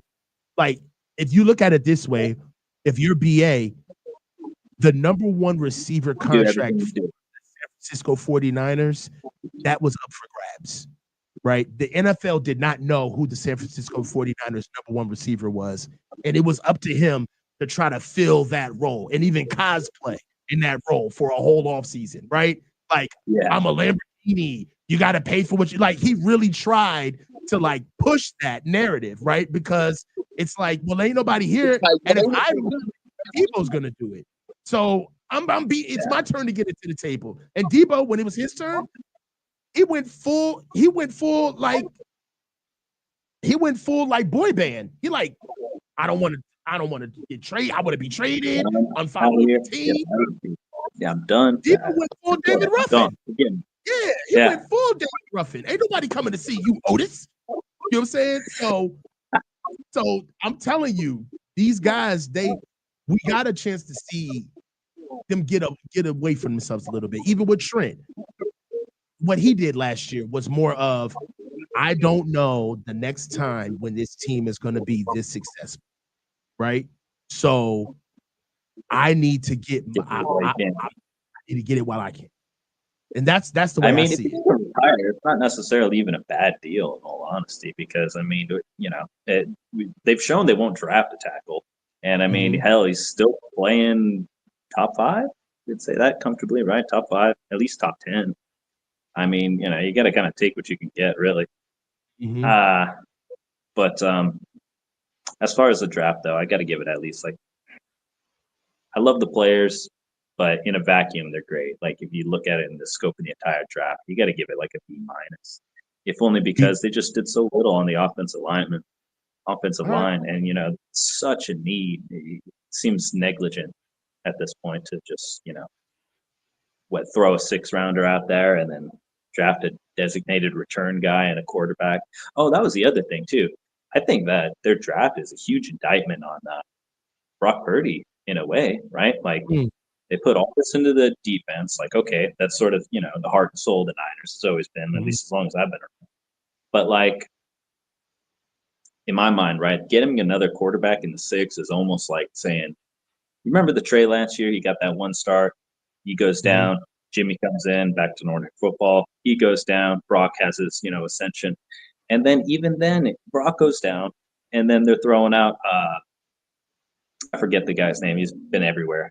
But, like, they had to go through 4 quarterbacks, and even that wasn't enough. That sort of goes to show that, like, you know, I think maybe there is some awareness on the part of the regime in that they might need this guy to play at the end of the year. Like, that's not an entirely unrealistic thought that they could just need bodies. And, you know, Brock's been hurt a bit. I don't know anything about Mac or Mordecai, Tanner Mordecai. Yeah, so, I mean, all of us will come rushing back if injuries start happening. We'll all bring up this time when they didn't do anything with the offensive line, and then we're just going to have to put up with it. But I will tell you this, because they didn't do anything with the offensive line this year as far as starters are concerned, next year's draft is going to have to be all offensive line. Everybody's up. Trench do, Colt McKinnis do. Everybody is up with Dominic Pooney. So right now, if they don't do anything with offensive line, next year is going to they're going to be forced to do it in the draft. Yeah. Which, again, is that really a good plan? Like, let's say they make it to the playoffs. They probably will. I think they'll make it to the playoffs this year. I don't think our division is we'll see. Yeah, exactly. So, like, are you going to be drafted in the high 20s, maybe the high teens? Like, what kind of tackles, what kind of alignment are you really going to get in there? I don't know. Oh, you know, and the other gentleman before, I forget, 9 or something, made a great point about offensive line being like makes everything better, right? I think that was a Harbaugh quote, right? But like, it kind of reminds me a few years back when, you know, I think it was like the Chip Kelly years, so the Niners were just terrible. I was watching other teams, and I'd seen the Cowboys had like one of the best defenses in the league, and I looked at them like, they just got a bunch of dudes there. How is that possible? Well, they also had the best offensive line in the league, so their defense can go out there and play balls to the wall every snap, knowing that, like, yeah, if we get a 4 and out, great. You know, we got all this time to rest. We can come out there fresh, flying to the ball, like, yeah. And then when they got to the playoffs, I think they fell apart because, you know, Dak's going to Dak, and you know, that defense is going to be put on the field and, you know, actually put on test, right? They're not going to be able to just, you know, have these quick drives all the time. But, like, you know, it just sort of goes to show what a good offensive line can do. It can sort of complementary ball, right? Complementary football. You got to have that. And simply put, man, The offensive line is the heartbeat of the team. Having a bad offensive line is having an out of shape strength and conditioning coach. Like it's that simple. It's that simple. If you want a defensive line and an offensive line, you want good trenches. They're gonna have to practice against each other every day. They're gonna have to low key not like each other. The coaches are gonna have to low key not like each other. When defensive line comes onto our side of the field, they're gonna have to feel like visitors, and vice versa when we go on their side. There's a whole for those of you who have played football, there's a whole energy around the trenches. That there's a whole energy around the trenches that must persist on a team. Okay. The offense and the defensive line damn near need to be like beefing a little bit for who's really the toughest and the strongest dudes on the team. That needs to be like an active beef. Okay. Inside run, when we do the inside run, the loser of inside run gets shamed. Okay. We let it's known amongst the team who lost run today. When we have one-on-ones, we don't go off in the corner and have one-on-ones. We have one-on-ones with the rest of the team watching. Okay, everyone because around the big circle and you cheer we are other. the Yeah, same, bro. That's the culture that you're supposed to have around the trenches. That is what you need to have. So we don't have that here. Okay, that's not something that's done. And I wish that that we got a head coach that actually prioritized this stuff. You know what I'm saying? It would be much better. And I'll tell you, we just got to see where it comes from because we can't just Trent Williams it all the time. We can't by proxy be a good offensive line because everybody else is living vicariously through Trent Williams. It doesn't work that way. You know what I'm saying? So I mean, are there any Hall of Fame level tackles, getting their contract up in the next couple of seasons? I mean, they might be able to just skate on to the next guy if they get lucky. Yeah, definitely. But hey, man, close me out. I know that you have I know that you had a grade on. Would you give him a B plus? I give him a B minus. I mean, I almost want to pump it up to a B because I just like all the picks. Really like the Collins picks. Every single mock I ever did, I just got big defensive tackles. They're going to run that wide line, so you need just bodies to eat up space. And then CJ West to tip it off. The offensive picks are kind of meh, but I'm willing to give him a B just because of how well. I don't know about a 5'8" cornerback though. That's a little rough. Dude's strong as fuck. A1 was 5'9". Yeah. Guy can bench. So there's that. Yep. Hey man, I'm gonna get going, man. Thanks for the call. Catch you later. I'll see you next time, brother.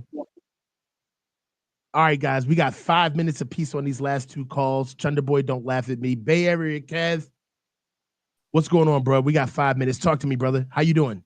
What's up, man? Good. How you been? I'm great, bro. Talk. So real quick, my grade I'd probably say just a C, honestly. Okay. But I got so much more respect for Jed York after this draft, man, because I feel like he's playing 4D chess right now, bro. Talk about it. I'm sitting here really trying to see if my team is going to draft good players, and he's tweeting riddles with hashtags and posting pictures of Robert Saleh on Instagram and doing all types of weird shit. And then it ends up being a bunch of dudes I haven't even really heard of outside of Michael Williams and Alfred Collins. So, I mean, I just give it a C. I mean, I feel like they knew what positions the fans wanted to see. And the same people who were bitching about the O-line last season, saying it was the O-line's fault that Purdy was throwing picks, are now carrying water for the franchise saying, oh, man, look, Saleh's back. The trenches are back. We're about to have a top 5 defense. So I feel like he was smart enough to pick what guys would have the fans do his legwork for him. So give it a solid C. All right, so hear me out. Okay.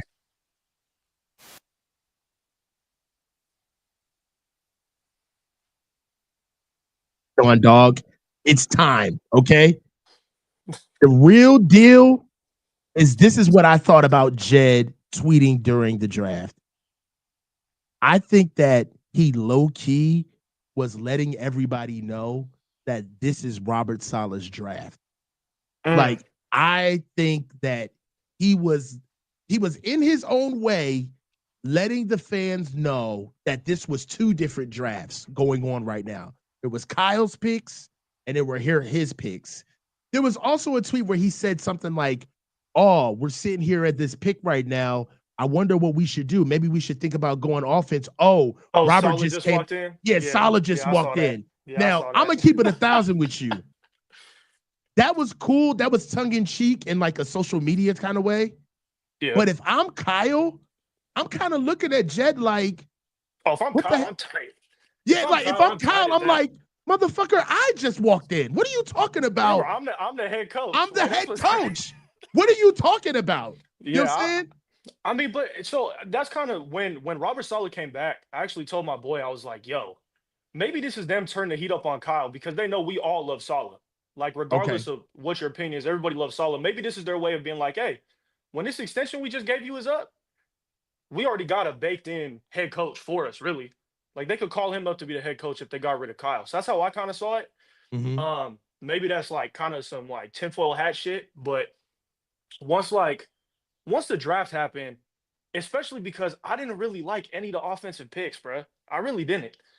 Like, who was the what was it? Watkins from Ole Miss? Dude, they drafted in, what was that, the third or the Jordan fourth? Watkins, the receiver. Yeah. Yeah, so I said before last season, I'm like, the only two dudes you really see Purdy connect with consistently are Ayuk and Kittle. And Ayuk isn't that tall, but he's got a crazy wingspan. Mm-hmm. And he's not like the most accurate passer, so he can kind of just throw it on like the outside shade Got a of good where the catch DB's radius. covering. Yeah. And those guys will go out and grab it.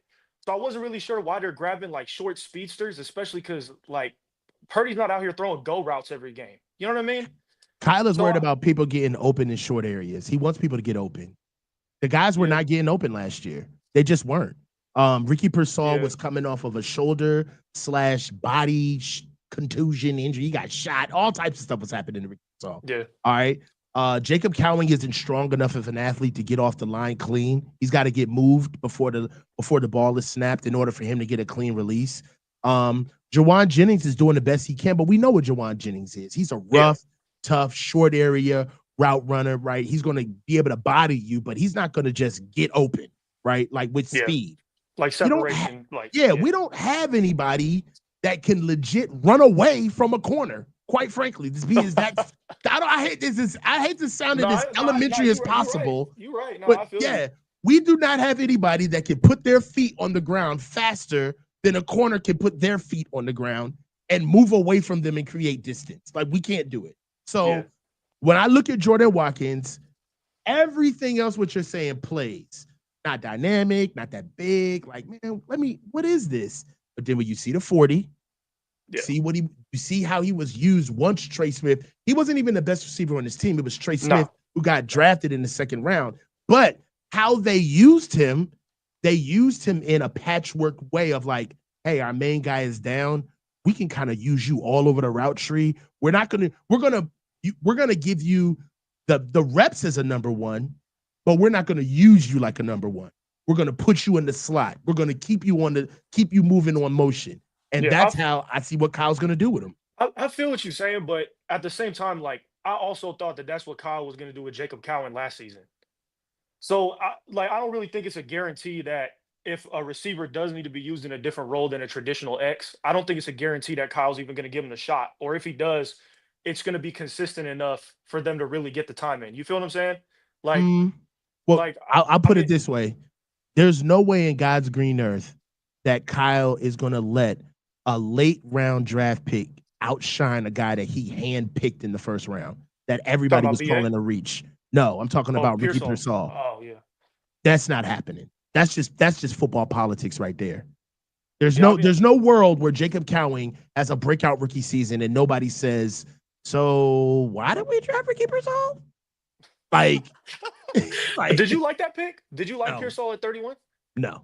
Bro, I had never heard of this dude. I saw this freaking, I was like, they got fucking Malibu's Most Wanted in the first round. I had never seen this dude in my fucking life. And then, I mean, hey, see, now this is one of those times where, I get to make black jokes because I'm black, and you get to make white jokes because you're white. See, I can't laugh at that joke. I can't laugh. See, that's off limits for me. See, there's boundaries. There's boundaries, people. I can't laugh at that joke. Yo, bro. Hey, Coach, you can't laugh at that shit, bro. You're right. I can't. Right? Listen, man. Listen. Go ahead. I was even going there with it, but I appreciate what you're saying. I appreciate you showing solidarity. That does not go unnoticed, bro. That's what. I'm an ally, that's man. why I be dropping I'm an super ally. chats. That's why I drop super chats. Solidarity, brother. Solidarity. But no, I mean for me, man, the Alfred Collins pick, it was one of those situations where I don't watch college football like that. Mm-hmm. So I watched you and Tom Jensen talk about it, and I Mm-hmm. kind of went back and was looking at it. I'm not really sold on somebody just being over 300 pounds and automatically being a good D tackle, Yeah. in the NFL. So um, I I'm not wasn't really high sure on kind it of. either. CJ West made me okay with Alfred Collins. I Yeah, got it I with know a lot CJ of people West. like that pick. I know a lot of people like that pick. Yeah. So I mean, but again, I mean, just for me, pretty much every year in the draft, I'm familiar with like the blue chippers, and I'm cool Mm-hmm. with going back and doing homework because whether or not I like a pick has no effect on whether my team picks somebody or not anyway. So True. I mean, fuck it. But going back and looking at it, I mean, honestly, to me, like I said, I think they knew that everybody wanted the D line shored up. So Mm-hmm. I think they picked as many D linemen as they could. Just say, hey, look, we show Oh I no, don't I'm know. doing that. Yeah. I don't know who's yapping. I just told you I wasn't familiar with his game. I'm trying to No, do my due look. diligence. This is the thing. It's okay to not be sold on the guy when you talk about like when he got drafted. Like this shit is recorded anyway. What do I look like coming back saying I love Alfred Collins, like, and not addressing that when he got drafted, I was like, I do not like this pick. Yeah, So it's okay to realize that at the time, like I wasn't in on him. My only thing is with fans, I will ask this question.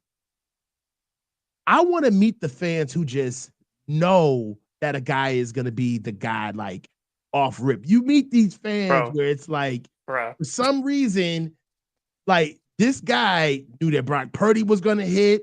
He knew that George Kittle was going to hit. He knew that Dre Greenlaw was. I mean, he just called them all out. So Yeah, I mean, I think the thing with people like that is kind of if you say something like you're skeptical about yeah, I think if you're skeptical about a pick, these mm-hmm. same people be like, "Oh, you think you know better than an NFL front office? You think you know more than Kyle Shanahan?" Da da da. You'd be like, "Nah, I'm not sold on it." But then when you're wrong, you'll be like, "Nah, see, because Kyle was right to pick him because what we saw before was right, but what he ended up doing was actually the player's fault." So really, the pick was a good pick. It was the player who wasn't that good of a player. It's like just the mental gymnastics, bro. At the end of the day, you and me could sit here and say we love the draft, we hate the draft. Guess what? I'm not picking up the phone and calling John Lynch. Maybe you could. You're a content creator. Maybe you got more pull than I think you do. No, I don't. But I'm just saying, I'm just saying, like neither I of us is don't. picking up the phone and calling the Niners front office and being like, pick this guy, pick that guy. So whether we like it or not, it is what it is. We just talking our opinion. I hope I'm wrong. I hope every guy that I'm skeptical on the 53 man and that they've ever drafted ends up being a straight up baller, all pro. It's my team. Like I hope Yeah, everybody I does want them well. all to make it, and I feel like it is the distinction between, like I said this earlier, the draft is its own thing. It's 100%. literally has nothing to do with the season. It's its own thing. So right now we're basically just coming off of our own mini season of 3 months scouting these guys, prospects. It'll be cool to go back, and it'll be cool to go back and see, who actually picked what. But right now, like you said, I'm happy with the draft. Offensively, I don't see future.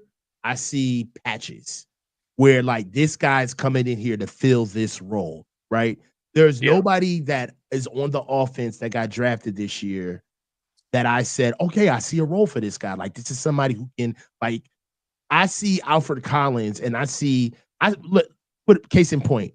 Mikael Williams is coming on right now, and all of us cannot wait until his second year because we know his pass skills are going to be completely different for whatever we get now, right? We're already thinking about the forecast, and that's what you want to think with the player. Like, my God, optimism, right? Yeah, like he's just getting started. You know what I mean? Like, 100%. That's what I love about Mikael. And a lot of people, fans, they want guys where they're good in a vacuum, but it's like, yeah, you got the best guy for the draft, but that guy's going to be the same player next year. He's not going to get better. Yeah, you know what I'm saying? They're like plateaued already. Like they peaked in college and they now peaked, yeah. Right? So in amongst his contemporaries at the time, he looked like the strongest pup in the litter, right? Yeah. And you got him. But now we're 6 months down the road and he's still the same damn size. And all of the rest of the pups are punking his ass for food now. Because he came out, he's the run. So All I'm saying is that get the puppy with the big paws. He gonna grow into All right. No, it looks awkward. You know what I'm saying? I But like the analogy, bro. when you going to pick your pup, come on, to the man. analogy. Get the puppy with the big paws, man, because he's gonna grow into him. He looks awkward now, and there's a lot of people that looking at Mikael Williams and saying his pass rush isn't necessarily polished, and Mike Green is polished. Cool. Mike Green can be polished. Mike Green also is polished at Marshall. Okay? Yeah. All of that shit got to transfer into the league. All right? And still on top of that, you got to teach that boy how to stop the run. I don't want to be teaching nobody how to stop the run in the NFL. Okay? I'd much rather be teaching a kid how to refine his pass rushing skills, which everybody has to do, no matter how good you are in college. All right. You can coach that. You can coach a pass rush, or See you can improve it at least. You know, so that's why I like that pick. I wasn't mad at the first round at all. I do wish they would have gone more O-line for sure. All I ask for like the Niners community this year, I think we all agree, like, no expectations, no disappointments. I don't think this is Super Bowl year, nothing like that. But I mean, can we just have some consistency? Just with what people are talking about the team. That's all I ask. Like, if you were the same person last year saying there was no blame on Purdy or, the receivers, everything was the O-line's fault. But then at the same time, you're cool with us not picking no O-lineman except for, what was that, a 7th-round pick, the kid out of Iowa and a UDFA or whatever. Yeah, Drew Collins. Yeah, like you got to pick one or the other, man. If you really think the O-line is that bad, and I don't think the O-line is good. I don't think it's awful, but I definitely think we should have improved there more. But if you were one of those people blaming everything on the O-line last year, man, and now you're trying to, do backflips saying it was good, they didn't pick any, especially in the first like 4 or 5 rounds, just keep that same energy. That's all. Oh, yeah. I mean, look, one thing there is nothing that gets a fan base more riled up than a white quarterback getting beat up with a bad offensive line. It's not American. It's not American. They can't put up with it. We cannot put up on Sundays watching our boy next door quarterbacks get ravaged by these black defensive linemen. We got to about this. It's all the dudes with their profile picture is Nick Bosa pointing at the MAGA hat. All the dudes with this is the profile picture. They're like, hey, they're not putting up with it, bro. As soon as Brock starts looking like a wounded animal running away from these animals, bro, everybody is going to be outraged. That's the energy. They're not fucking protecting them. They're not protecting him. What do you expect him to do? He's got no What do you no expect him to do? What do you expect him to do? So, look, they better protect him. All right? They got some old linemen in. Trent is healthy. My biggest thing is if Trent is playing, I'm going to get off of it pretty soon. You know what I'm saying? To see if Trent, actually shows up. Once Trent shows up to camp, I'm good. But I'll believe Trent. I'm still out on Trent playing until he shows up for camp. I thought he showed up, or they were saying he was there or something. I ain't seen him. OTA. Was he there? I ain't seen him. They said he was there. I'll take them at their word. But hey, I just want to say, give me your grade one quick time. I'm about to close out, bro. Straight up C, man. I gave it a C. Passing, nothing special, but passing. All right, brother. Talk to you, man. All right, later, man. Oh, yeah. Yeah. What's up, man? How's it going? Close me out, man. Hey, get that damn Teams. Not talking to me like we're about that per your last email ass voice. Oh, what's going on, buddy? How's it going? The deliverables today. This is going to be the itinerary of the meeting. Now, bro, you better come in here ready to talk. What's up, buddy? Let's get it. Thank you. How do you feel about the draft? I think they lucked their way into a B+, A- draft. Talk to me.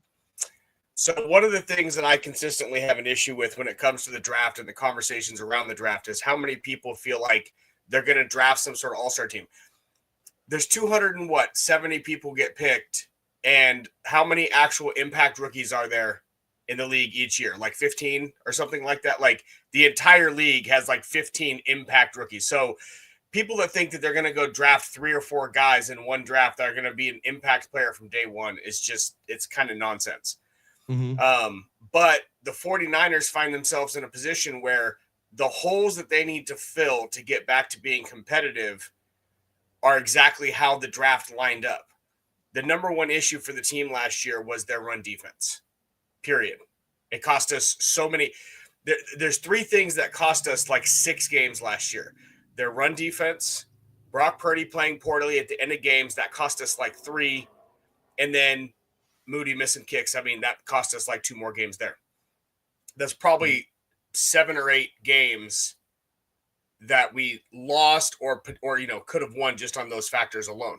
So when you go into the draft and you're able to basically restock your entire defensive line with guys that will probably have an impact in year 1, Collins, West, and Malik Williams are all going to play, and all 3 of them have the potential to be impact players in year 1, and that's unusual.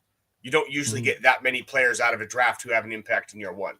If you combine that with a safety that looks like he really could have an impact the way he plays, I mean, in 50 games, you have 10 TFLs. That's from a safety position. The dude he's doing something right. His player comp is Brian Branch. Yeah. And he can play the slot. He can cover tight ends.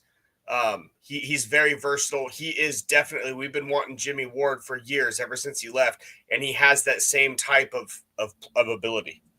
So I really liked him as well. But I don't get too caught up in the lack of offensive line. I think our scheme lends itself to not having an all-star offensive line as far as your prototype offensive lineman. So I'm not overly concerned. A big problem with the way that our offensive line is currently constructed is absolutely 0 depth. If Trent goes down, where are we at? DJ Humphries. So cool, we got a swing tackle with some experience, but Trent Williams anchors our line. If he goes down, we have a different offensive line. If McKivitz goes down, like McKivitz is an above average right tackle. He's not anywhere near as bad as people make him out to be. He's not a star by any means, but he's a quality starting right tackle. Pooney obviously is really good. Let's hope he takes a step forward. But our offensive line is not the offensive line is not the reason we were losing games last year. So we were able to address the reasons that we were losing games last year through the draft, and that's not common. Well, were we able to address all of the reasons why we lost last year? No, the primary. The primary reason is the run defense. Number 2 is Brock Purdy did not play well late in games in at least 3 or 4 different games. At least 3 games last year, we lost the game because Brock Purdy played well late. It's that simple. And I'm a Brock guy, so hold on. You said we lost the game because Brock Purdy played well late. I'm sorry, played poorly late. Okay. Yeah, sorry, I misspoke. Yeah, he played poorly late in games at least 2 or 3 times where it was a close game. It was a one score game, and he throws 2 picks in the 4th quarter, or it's a one, or even games where we're ahead and all we have to do is not make a mistake and he makes the bad throw. That kind of stuff. And it cost us several times last year. So Brock Purdy needs to get a little bit better. But a big reason why I think he will be better this year is I think that the Christian McCaffrey effect is not so much about how good Christian McCaffrey is like as a ball carrier. It's how defenses have to adjust when he's on the field. They have to play things. They can't cheat. They can't get into a window they're not supposed to be in because they have to honor Christian McCaffrey. And now Brock Purdy can play more in structure on time and things like that. So I think Brock Purdy's play improves with that factor alone. There's other things, but I think just that one thing could actually improve his play. He's got to get back to playing on time and rhythm. I'm not sure how we're going to fix the wide receiver separation problem. We were worst in the NFL last year. So I don't know. That's what I believe that's what Jordan Watkins is here for. Yeah, I think that Kyle Shanahan has been looking for a field stretcher since Marquise Goodwin left. He has not found a guy that he likes, that he trusts to actually stretch a defense. Yeah, the whole CJ Gray situation kind of fell flat. Danny Gray fell flat. We've tried veterans. Chris Conley. We've tried to bring in guys. Nothing has worked. We have not found a guy who can actually stretch a defense. And what Kyle Shanahan needs for his offense to work is he needs the defense to play honestly. Mm-hmm. That's why Christian McCaffrey is such a factor in this offense and the way that we play it is because he forces defense to be honest and play sound. And if they do that, Kyle Shanahan will scheme it up and he'll get guys open because he knows that middle linebacker has to come over, or he knows that safety has to be 2 yards deeper, and so on and so forth. That's how he designs game plans. So, yeah, I think we lucked into a really good draft because we're able to find guys in the first 4 or 5 picks that are going to be impact players from day one. And that's not common in a draft. All right, man. Well, close me out, man. What's your draft grade? B+ because they got lucky. Okay. and I don't think they did this skillfully. I think they lucked into a position. Yeah. So remember, I also wanted Keon Coleman in the first round last year. So yeah, you did. I mean, I wanted Xavier Legette. I thought we were going to get him. Right before. But hey, man, we go way longer than this. Pause. But I got to get out of here. I know. Thanks for calling in. I'll get you on the next one, brother. All right, see you, buddy. Talk to you. All right, man. Let's get these super chats out of the way and rock out. Travis Stewart, $4.99. Thank you, brother. Man, Coach, you are so right. It takes what it takes. You have what you have to get done. You have to do what you have to do to get done. Off topic, but I'm going through that exact situation at work. Hey, man, always be closing, bro. ABC. Results rendered. What have you done for me lately? All right. I don't want to hear about what you did yesterday. I don't know. I don't even give a damn about what you did for me 20 minutes ago, unless it's due. If it's done, then toss that shit into the sea of forgetfulness, man. We got another kill. If you want to make some money, that's the way work going to be. Steve O Supremo, 99 cents super sticker. Thank you, brother. Also, show 99. I saw this before, man. I'm Coach, you clown me for live for saying Tet was overrated and saying I go with Trey Harris. Then circle back and agreed post draft. I'm hurt. Top 5 defense in 2 years. Yeah, man. Tet was a little bit overrated, man. Surprised he went so high. Gammon Brown, $5. Thank you. At Chunderboy, looking at our strength of schedule, hypothetical question. If Mac Jones started this year instead of Purdy, how many wins would the 49ers have? 6. We ain't doing that. I'll answer for him. Hey, bro. Love you guys. Right back at it. Calling shows again. Monday is the next time I'll be on with Jesse. We got cover 2. We're going to get it in there and roll out. Hey, this is the coach rocking out with another call-in show. Stay low and keep your feet moving. Talk to you guys.